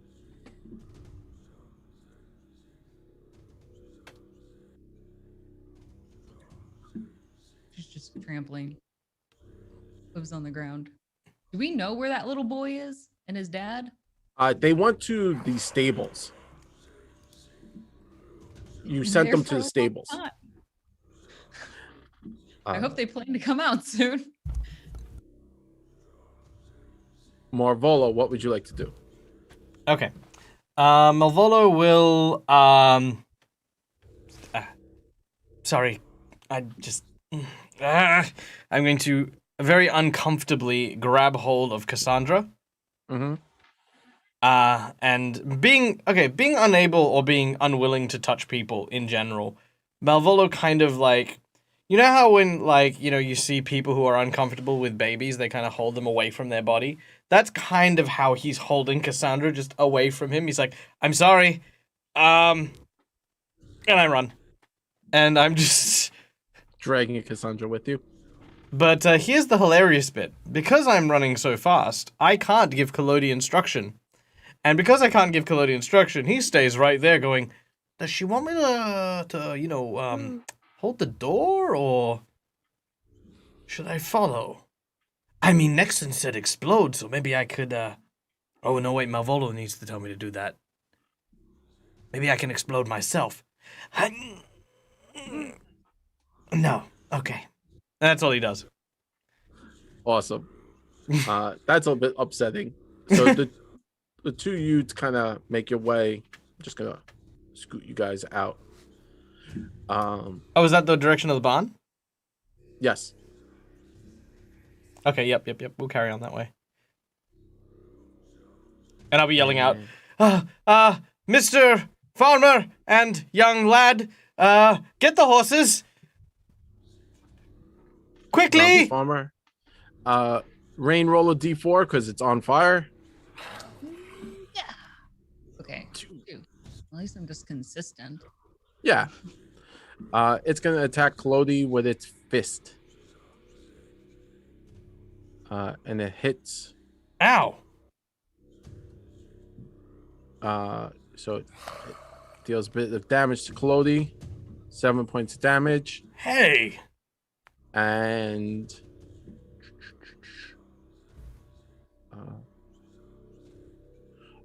it grabs you.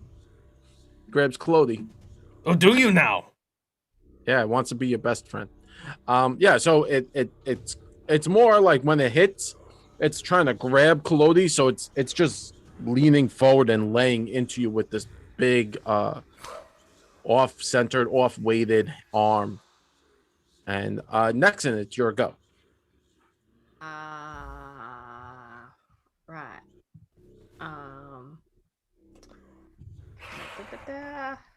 I can't really help Kalodi. He's fine. Uh, Forget Kalodi. Don't worry. Yeah, she's just kind of gonna look back and oh, it's too far away.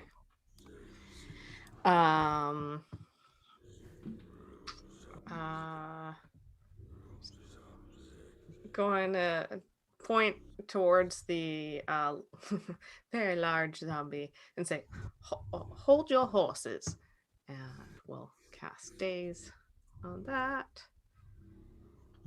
Oh, nice. It failed, so it's dazed. So it does. So it's stunned 1, and it takes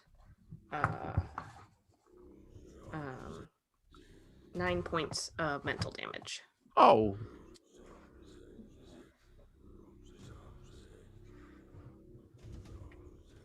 And stunned. And she's gonna keep running towards the stable with the last action. Just gotta yell, "Clody, come on!" I'm coming. I've got my hand full. And the big beastie goes, but it's you guys kind of tied it up, so it's it doesn't really have much to do. As it gets to Cassandra's turn, and this is the counter. Cassandra, Rain, you guys, everyone's kind of backing up at this point. Since we now are at 0, the fire starts to drop. The floorboards start to cave in onto the ground, into the cellar where they were keeping, leftover flour and other goods that a family of farmers would. And the back section under this house where you guys were looking in, kind of like in the kitchen area, explodes out. Kalodi needs to make a reflex save. You got to beat a 17. And I would like Nexon and Rain to both roll 4d6. And that's how much damage will be done. Again. Oh, 4d6. 4d6. Yeah. You guys have created a lot of fire in your time here. As the house explodes. Okay. So altogether, that is 28 points of damage. That will be enough No, plus my 2 on top of it. Plus your 2. Dang. Yes. 50 points of damage to kill the rest of the zombies in the area. The back half of this house explodes out as, just it was what it was. And I am glad Nixon took a second to check out Nyx, or this would be a different conversation. With that, coming around the corner, corner, right down on the road, you do see Will and Sammy. Will's holding Sammy, and again, he's messed up. Will was the older gentleman, the father. He had broken toes and stuff. He comes around the corner, the explosion. There's now fire. And he looks at you, fear in his eyes, and he's like, we have to go. There will be more. If they're out here, they will see the fire. The horses were killed. They killed the horses. Please let us run. Rena's just going to start crying. The sound that the horses are dead. That's going to break her heart. That's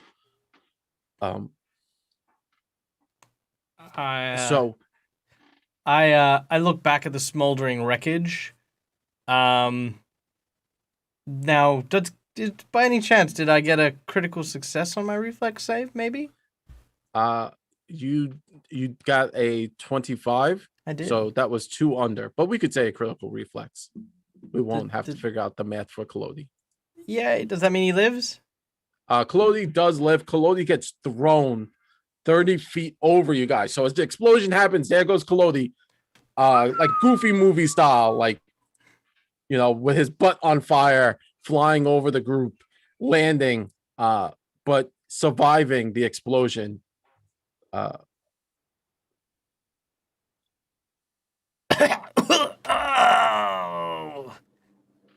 It's times like this I'm really glad I don't have bones.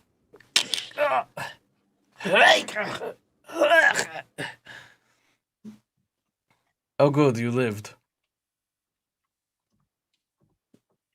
Can I, just before we start running, can I cast Spirit Sense just to see if there's any spirits or haunts nearby?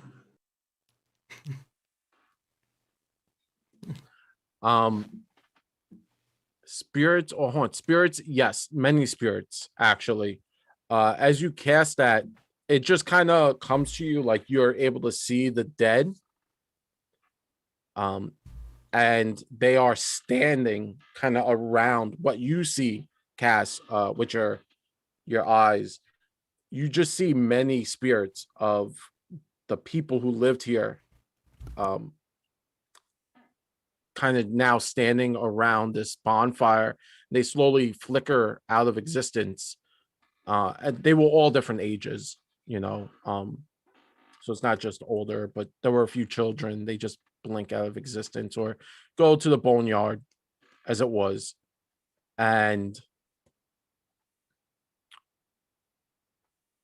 besides that, you don't think there'll be haunts. Like, they might be able to still use the land. I don't know how weird necrotic energies still affect the crops in this area. I mean, I wouldn't eat any kind of bread for the next maybe 2 weeks. Not that anyone would make bread, as we just exploded the flour. Yeah. Malvolo will say, well, this was rather unfortunate, but there was nothing we could have done to save these people. They had already succumbed by the time the farmer had even come to receive help. But yes. Maybe we should hurry our way to the person who they said was acting a little strange. We could say perhaps at least keep him from hurting anybody else. The asylum, yes, I agree more. Yes. But we must be prepared to face off with more of these creatures. Cassandra, your skills that I saw were phenomenal. And I realize it was my own doing that separated you from the rest, but When we go to the asylum, we shall maybe endeavor to stay close to the rest of you, both Claudie and myself. I think maybe it was for the best. And then as we go, I'm going to tell them about the rhyme that I heard in the house. And then maybe just say like, a bit more used to it. It was maybe better that I was the one that saw it. And then I'll also say that Ragoras. Yeah. Yeah, who it was him, and he was a caretaker. So I wonder if he was a caretaker at any of the other nobles' houses that were like murdered, or if maybe that's something we can look into after the asylum. And then that he was not a ghoul or zombie. So whoever's bringing them up has a lot of power. And then I'll also mention what the ghoul told me previously about how their master is the master of the land. But I'm not going to say that I spoke Necro to find this out. I just I can say it's that. We saw you summon undead, and now I feel at this point we're okay if you speak the language of Necro. I just feel like people don't expect. Really weird when someone's like, and you're like,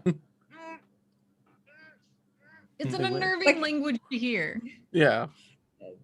Like it's just one of those things like lovely, like French or Spanish. No, this is it's just no. But see, Necro is just super loud shrieking, like just oh my god, just it frightens you every syllable.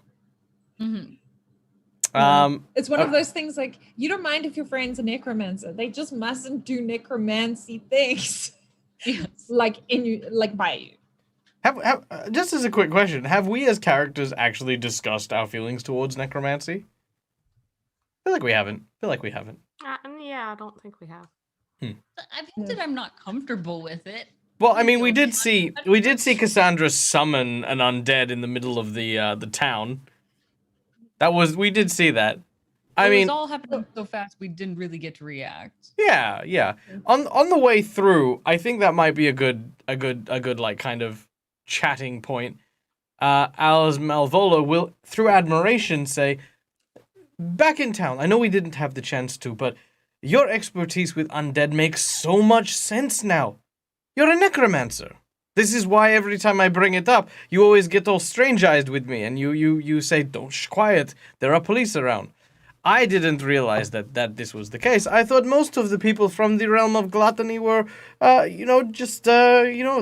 the company of cold bodies as opposed to warm ones, and that I didn't realize that. I mean, I knew you had a farm, but did you raise it yourself? Or I mean, this is all very, very, very interesting.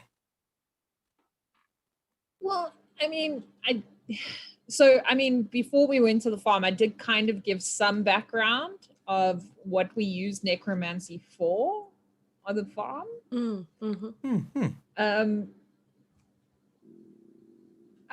So I'm gonna say,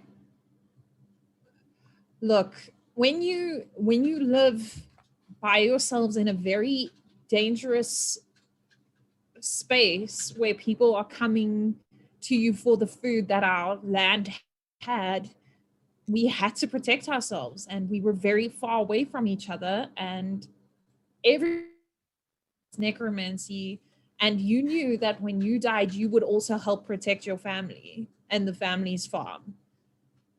And then and I'm going to say, but what we saw in the house, that's not what we do. That the dead are there to help and support us in our hour of need. They're not to be played with. They're not to be turned into puppets. Sorry, Malvolo. Yeah, no offense, none taken. Yeah, it's fine. Don't worry about it. They're for the hour of need and then to rest. But it's like a contract, right? Like they know this is. I mean, obviously they're dead, but you've agreed. You know this is going to happen in life. If you were alive, you'd be okay with it, sort of. Yeah, situation. everyone in our realm used to know that. Okay. But of course, we are now in new times. So, Stranger times. and unfortunately, the gent did bring back, assumedly against his will, and for that, I'm very sorry. So like essentially, you're recycling, and they're like stealing. Would you say? Whoever is responsible for the undead in the farm, I think. Yeah, I think that's even too light to say. And I'm gonna say, like, the rhyme was really,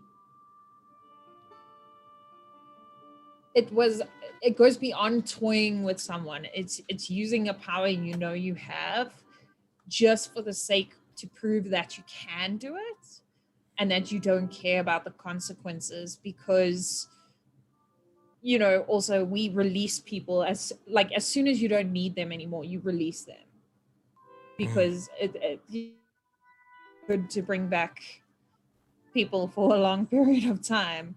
And this person, so I would say we were protecting, and we all knew we would do that, whereas this person is extending and horrifying their afterlife.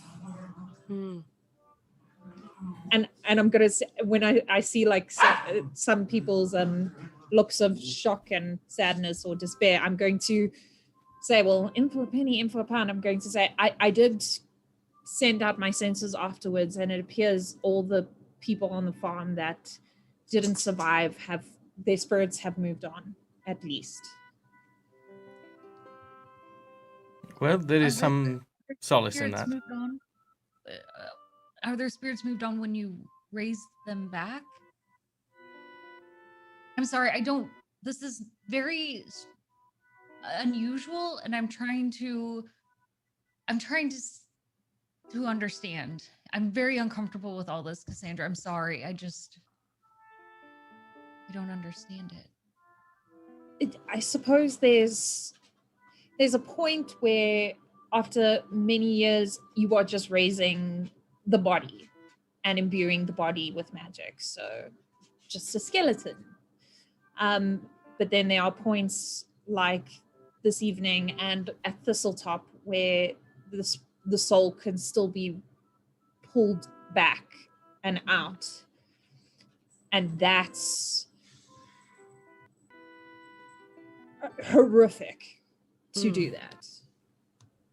And you don't, unless in dire situations with those you agreed upon, don't typically do that, right? Yes. And I mean, in all the time that we have known Cassandra, we have only ever seen her do it once, and it was, of course, to spare me from being arrested. I believe Cassandra when she says that she means the good intentions, and I don't question her, at least not for my part. For the most, I understand where you've come from. In my home, my whole family were trap makers. We set the most grisly and horrible and gruesome of devices, and, well, the trap maker's art is one that is not witnessed. We don't get to see the terrible and horrifying ramifications of what we do, and I know that my cousin Alif, he would very often set traps that would involve members of the undead. There are those who definitely use them for ill will, and there are some who use it for something positive and bettering themselves. From what Cassandra explains, I feel as though that is how you view it, that they're not to be abused as toys or simple means to ends, but only with the utmost reverence. Yes? Yes, and only in the direst of circumstances. So I, like everyone here, will rush to end their animation. As it's their own suffering as well as ours. I mean, yeah, it sounds like necromancy is a tool, and it's kind of about how you end up using it. And I haven't seen you do something that I think is wrong.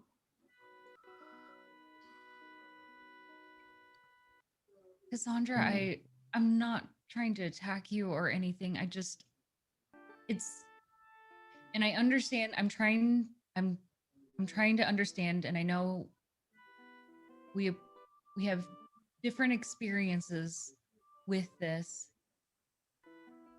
It's unusual for me. There's a lot of respect, and death is an important part, and it's not so much. Well, it's not just a respect thing, but it's necessary in this cycle that we have, that we don't disrupt the process of death, because that is another journey for them to continue. And I know it's also hard because we've been friends for a very long time, and I trust you, and I know the intention in your heart is always good. And I understand that it's used in a dire situation, like, and how we might akin it to, like, in a dire situation, we might use fire or a sword. It's just a little harder for me because when I look at these, and I know they're being used as weapons, like the ones we saw back in that home, but I don't look at them as weapons. I mean, they were living people. So I understand what you're doing, and I trust you. I trust you first and foremost. I trust you, and I'm glad I'm here at your side and that you're on my side. But it does. I don't know how often or how far I can continue crossing that line. It feels like a very big gray area, and I'm willing to go into the gray area because I trust you to guide me in that space and the decisions that you'll make. But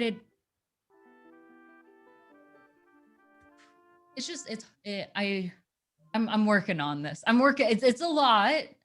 We've been through. We just saw, and there's one of them that's saying my name, or I thought I heard it say my name, and it's all very unnerving, because something like that, and hearing it from, I know, I'm sure whoever this lordship is probably not one of the dead, but to view that and how they react, it feels like a disruption of their death process, and it is hard for me to know where that line is, because that's not something I've crossed. So I'm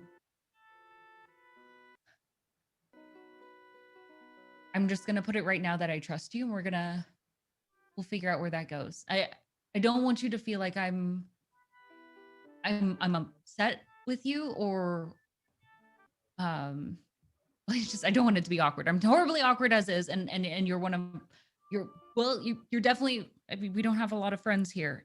I didn't have a lot anyway, but I trust you. This is just very new ground. Yes. That was very poorly said, and I appreciate you listening through that.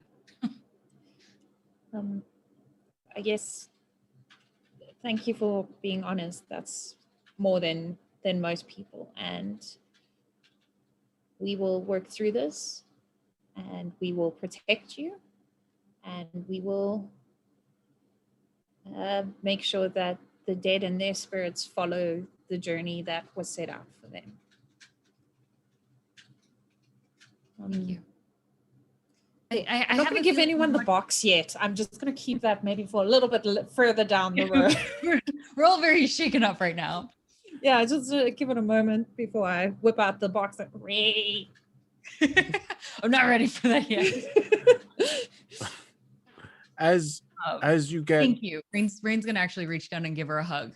I know you do this with respect, and I respect you for that. So thank you. Yeah. Kaz is gonna give her a hug, but there is a moment that like it's not as tight as normal. Mm-hmm. So yeah. As you make your way heading towards, obviously, as this conversation's going, everyone's kind of traveling down the road. You make your way to the halfway point between the farm and Sandpoint. As you're continuing down this path, suddenly there's some rustling, and out steps a familiar face. It's Shalelu. She steps out and she looks around and she sees Marvolo. She sees the group. She's come this way because of the fire. She's looking at everyone. She goes, "What is going on?"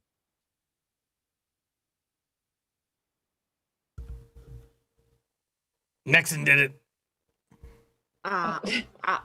Well, that is accurate. I did help set the fire because there were some undead attacking the farmers and in the farmhouse. So we thought Undead.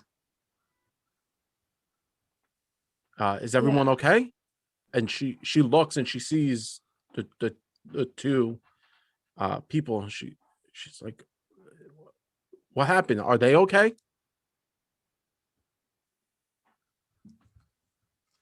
They were the only ones we could save, unfortunately.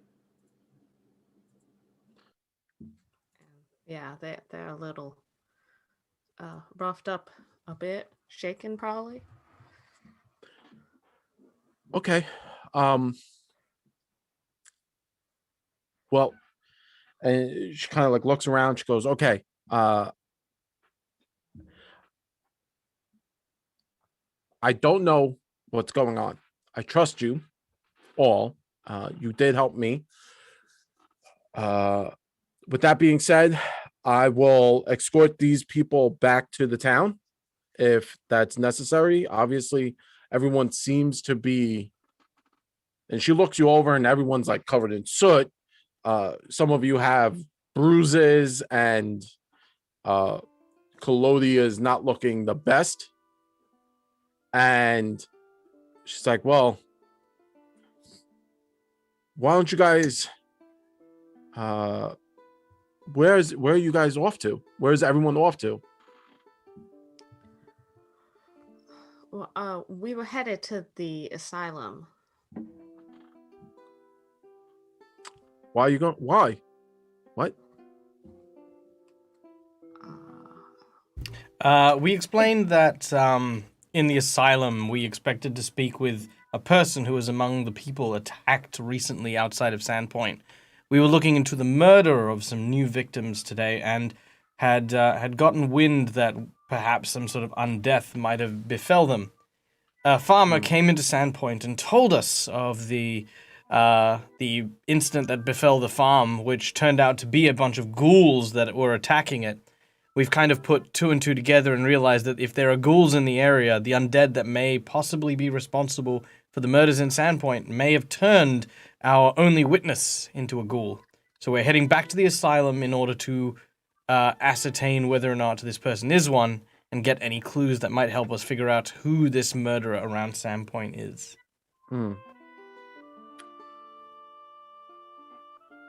Okay. Exposition mic drop. There you go.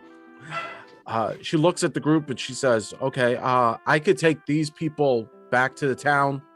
I'm gonna have to come out here and obviously contain what's going on.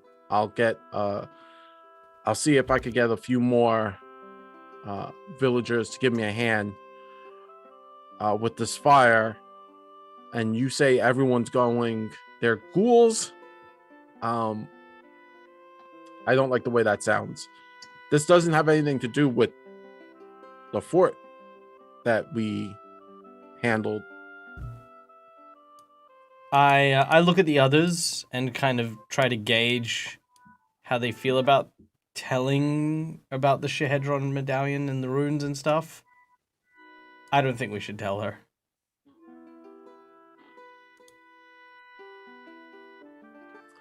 No, Shalelu. There is no concern there. We do not believe that there is any connection whatsoever with Thistletop and the goblins there.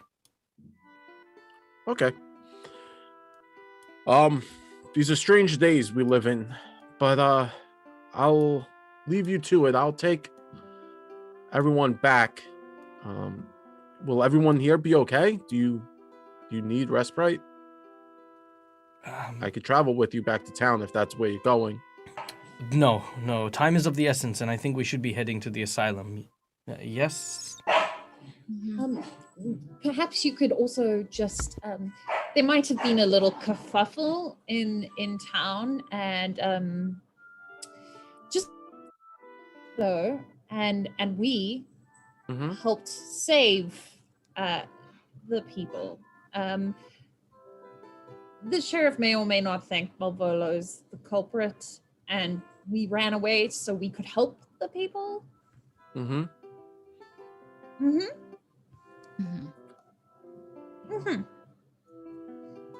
Okay. Well, that's very strange. I will do my best to see what's going on there, and if I can, I will help you in any way. But like I said, I'll escort these folk back to town so you don't have to head that way. And yeah, why don't you get some rest or something on your way? It's quite a walk. Just be safe. As she looked back, and you could see in the horizon the orange glow of the fire. And yeah, I'll handle the flyer, make sure it doesn't spread. But yeah, and she looks at the father, Will, and then Sammy, and she says, "Why don't you follow me?" And she reaches into her bag and she actually pulls out a peppermint stick and hands it over to Sammy, without even saying anything. Just hands it to him. And then she kind of stands upright and starts to head down the road as Will's using like a stick you guys found and as a crutch to help him walk down the road. You guys head towards the sanatorium. Takes you about an hour or so to get there. If you had any focus points, you're able to refocus them. Marvolo, if you need to do any medical checks or craft checks on Kalodi, you can. That will help. I will do so, and but with the amount of time we've got, would I be able to do it enough, like on the hour? Oh yeah. It's understood that with having this much time, you're able to kind of like make sure everything's in its proper working fashion. You know, it might have like a small click sound here and there, but Kalodi will be healed up fairly well. Cool. Still only have one arm. I make him another arm out of a twig. Yeah, it's not the best. Look, the arm itself does not have a blade, but I have installed a karate chop action. Just push between the shoulder blades. That's surprisingly involuntary. It's a perfect toy. Wait till it gets to Christmas time and I install the Nutcracker.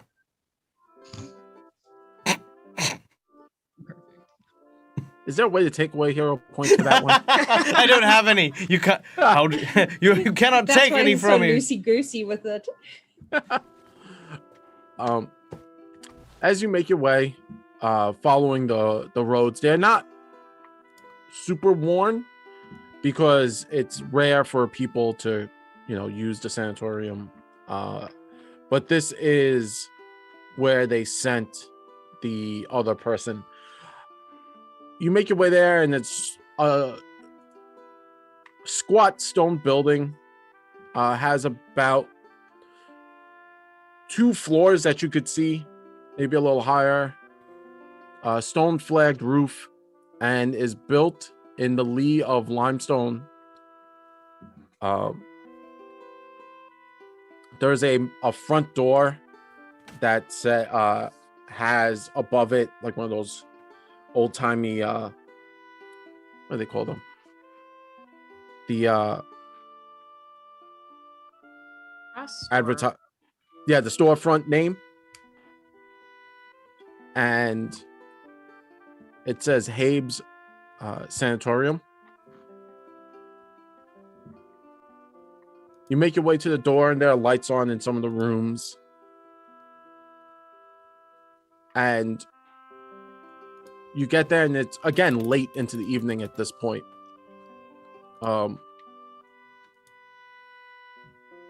You go to the front, and whoever has courage enough will knock, unless someone wants to like sneak in Spider-Man style, see if they could break in.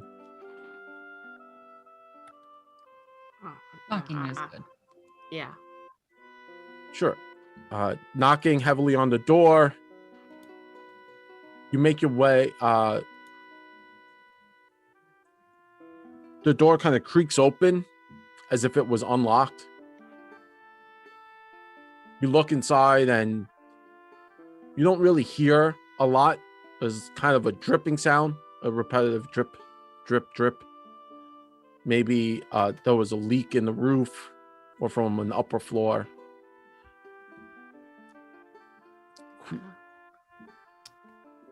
Cool. Hello?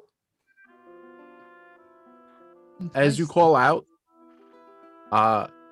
you hear a thud sound, and suddenly you hear a very heavy voice go, "Hello? Who's there?" It's Nixon. Nixon. And coming out from a doorway on the side. So if you're looking into the room, a door opens, and out steps a very large purple man. That's the best way I could describe him. He has horns, and it's a tiefling with hooves, so they make that click clack sound. He has a what's it? It's like the mutton chops and the mustache, and steps forward, and he's kind of chewing on a cigar. He's like, "Oh, Nixon. I don't have any Nixons here." Well, we were sent, and she'll pull out the badge that we still have. We were sent on official business to talk to the person who discovered some of those bodies.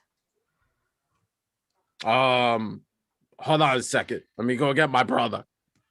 And he kind of heads back into the room. You could hear a conversation, and then out steps a lanky tiefling, same color, same purpley color, much smaller.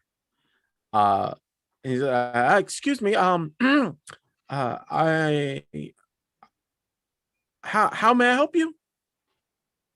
There was you're here to speak to someone, and do you know what time it is? It's fairly late in the evening. Yes, it is rather urgent. Mm-hmm. Well, come in. I don't want to keep you out there.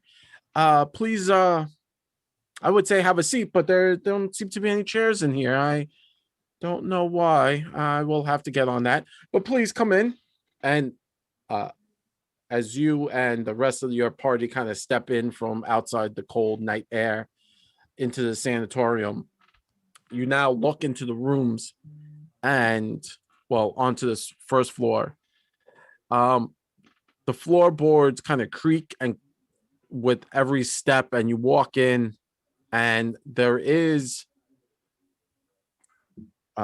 directly to your left a door, and on the door is like you could see through gate, like it's a gated door to stop people from going in and out. That's where the two tieflings came from. The skinnier one kind of looks at the rest of the group and goes, wow, there's a lot of you to talk to one person. I don't know if Dr. Habe will be so happy to see so many people, especially this late in the evening. But if you want, I could go get him, and why don't you all wait here? Yes, That's but acceptable. I think perhaps maybe there might have been a misunderstanding. This is not a social call. There is a matter of security involving perhaps one, if not more, of the guests of your asylum. Please make it clear to Mr. Habe that we are not, visiting after hours. Urgency would, of course, be most appreciated. I will speak to the doctor on that. I appreciate everyone. If you could wait here. We don't want you getting lost and wandering around the building and getting locked into a room. So why don't you stay here, and we'll go get him. And he turns on his hoofs, and as he turns, he kind of looks at Rain's hooves, and he's like, okay, same kind of feet here. And we have so much in common. You've got legs, Yeah. I've got legs. I We mean, should I hook do up. have antlers. They're different antlers, but we both have antlers. The door's like, Yeah. It's he thinks he's looking at another tiefling. Is his eyesight terrible? He's got glasses on, big old like thick lens glasses. I love how Jared. Jared makes no attempt to try and make it like, no, Rain's actually pretty decent looking. No, he does have bad eyesight. Yeah, no, it's bad eyesight, terrible eyesight. This is okay. Yeah. As soon as he leaves, does the brother leave as well? The brother does follow. The bigger, bulkier brother does follow the littler brother. I'm going to take a moment to turn to everyone and say, maybe that was just me, but the statement about not ending up locked up in a room, did that seem like a very thinly veiled threat to anyone else? I feel uncomfortable. It was a little odd. Like maybe that's happened before. Yes. Agreed. I don't think we should get separated. Mm-hmm. I'm also sorry. Can I Who let the dog in here? This is a medical facility. This is unhygienic. Maybe he's a therapy dog. You don't know. Sorry, in this place. Can I cast Spirit Sense? It's the ghosts of dogs before. That means lots of dogs have died here. No, they've lived a long, happy life Okay. helping people. Okay. So, do you actually cast Spirit Sense? Yes, please. In an insane asylum? Okay. Yes, I'm in that vibe. Okay. Cool. As you cast Spirit Sense, you reach out into the ether, opening yourself up to the energies. And as you do, you are bombarded with necrotic energy. Make a will save. Damn. Oh no. I was like, I just wanted to check if the ghoul was around, and like, oh snap. Even the dogs have gone silent. They're like, oh snap. Getting something. 27.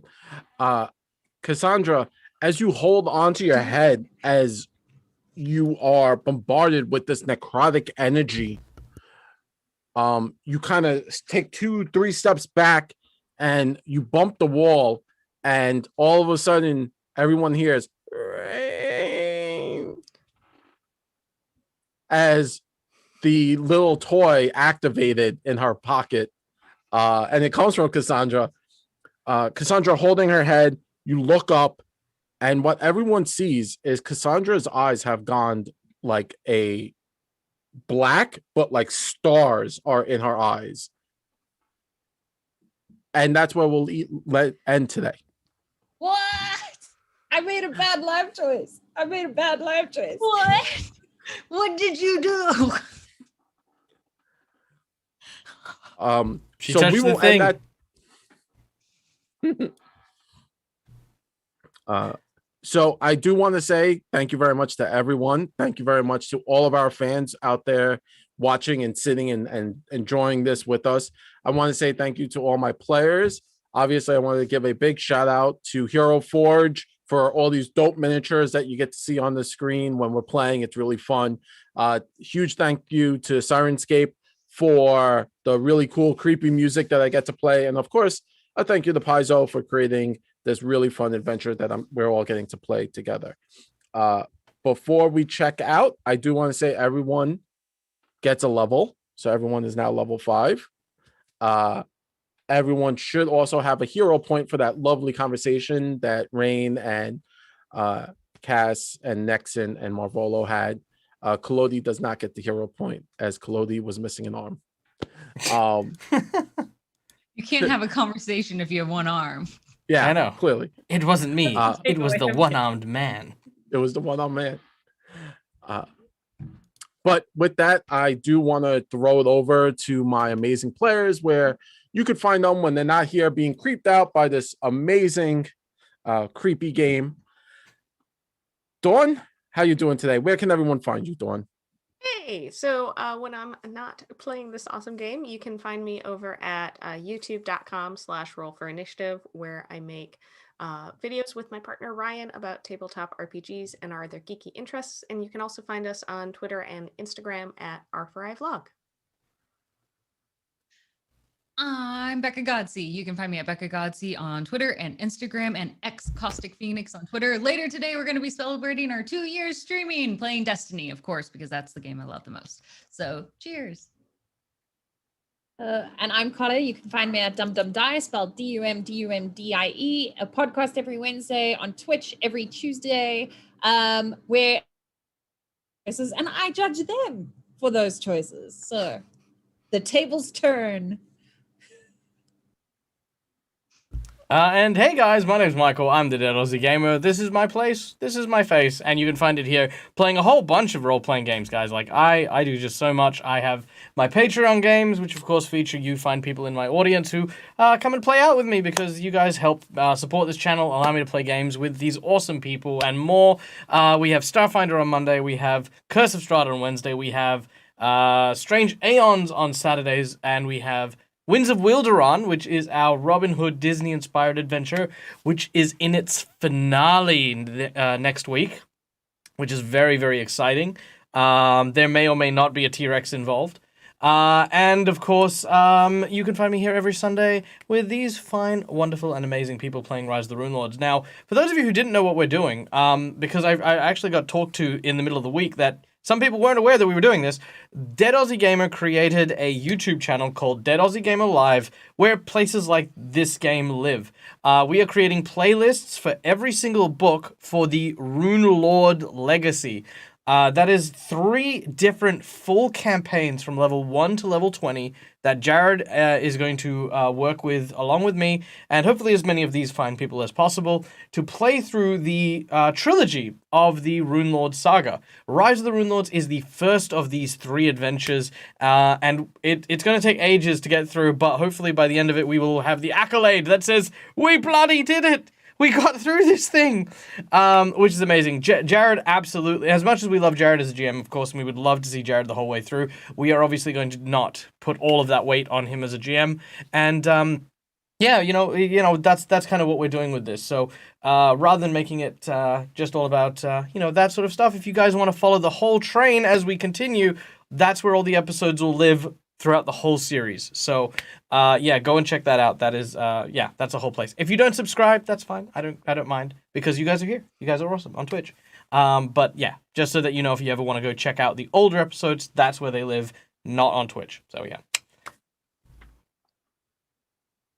Awesome. And I'm your host, GM Jared. And like Michael said, we're doing this craziness, and you can find me when I'm not here having a great time and creeping out my players. You can find me on Wednesdays on NVNG, where I play my own crazy campaign with my podcast group. And yeah, you can find us at nvng.com, nvngpodcast.com. I should probably remember that. My social media manager will kill me now. But again, thank you, everyone. Thank you, Michael. And thank you to all my players. Now, Michael's probably going to rate us 60-50, 60-40, maybe. Yeah, no, we are going to raid, as we always do when we end one of these. However, my window just crashed, so bear with me for just a moment while I take us to our next raiding target, which is going to be the Tea Dungeon. Now the Tea Dungeon is, of course, a VTuber who does a whole bunch of really, really cool and awesome games. They are, of course, neck deep in some Dungeons and Dragons, so we're going to go and share some love. They are, of course, a smaller channel, but we do love to share the love because that's how we do things in this industry. You know, we just have fun, we support each other. So give them the good old Aussie when you jump into the raid. Share with them all the likes, and let's flood them with all the love hearts, the raid tokens, everything we can, just to show our support. Thank you so much, everyone, for coming and joining us today. Until next time, as always, from us to you, game hard or die trying. Good night, guys.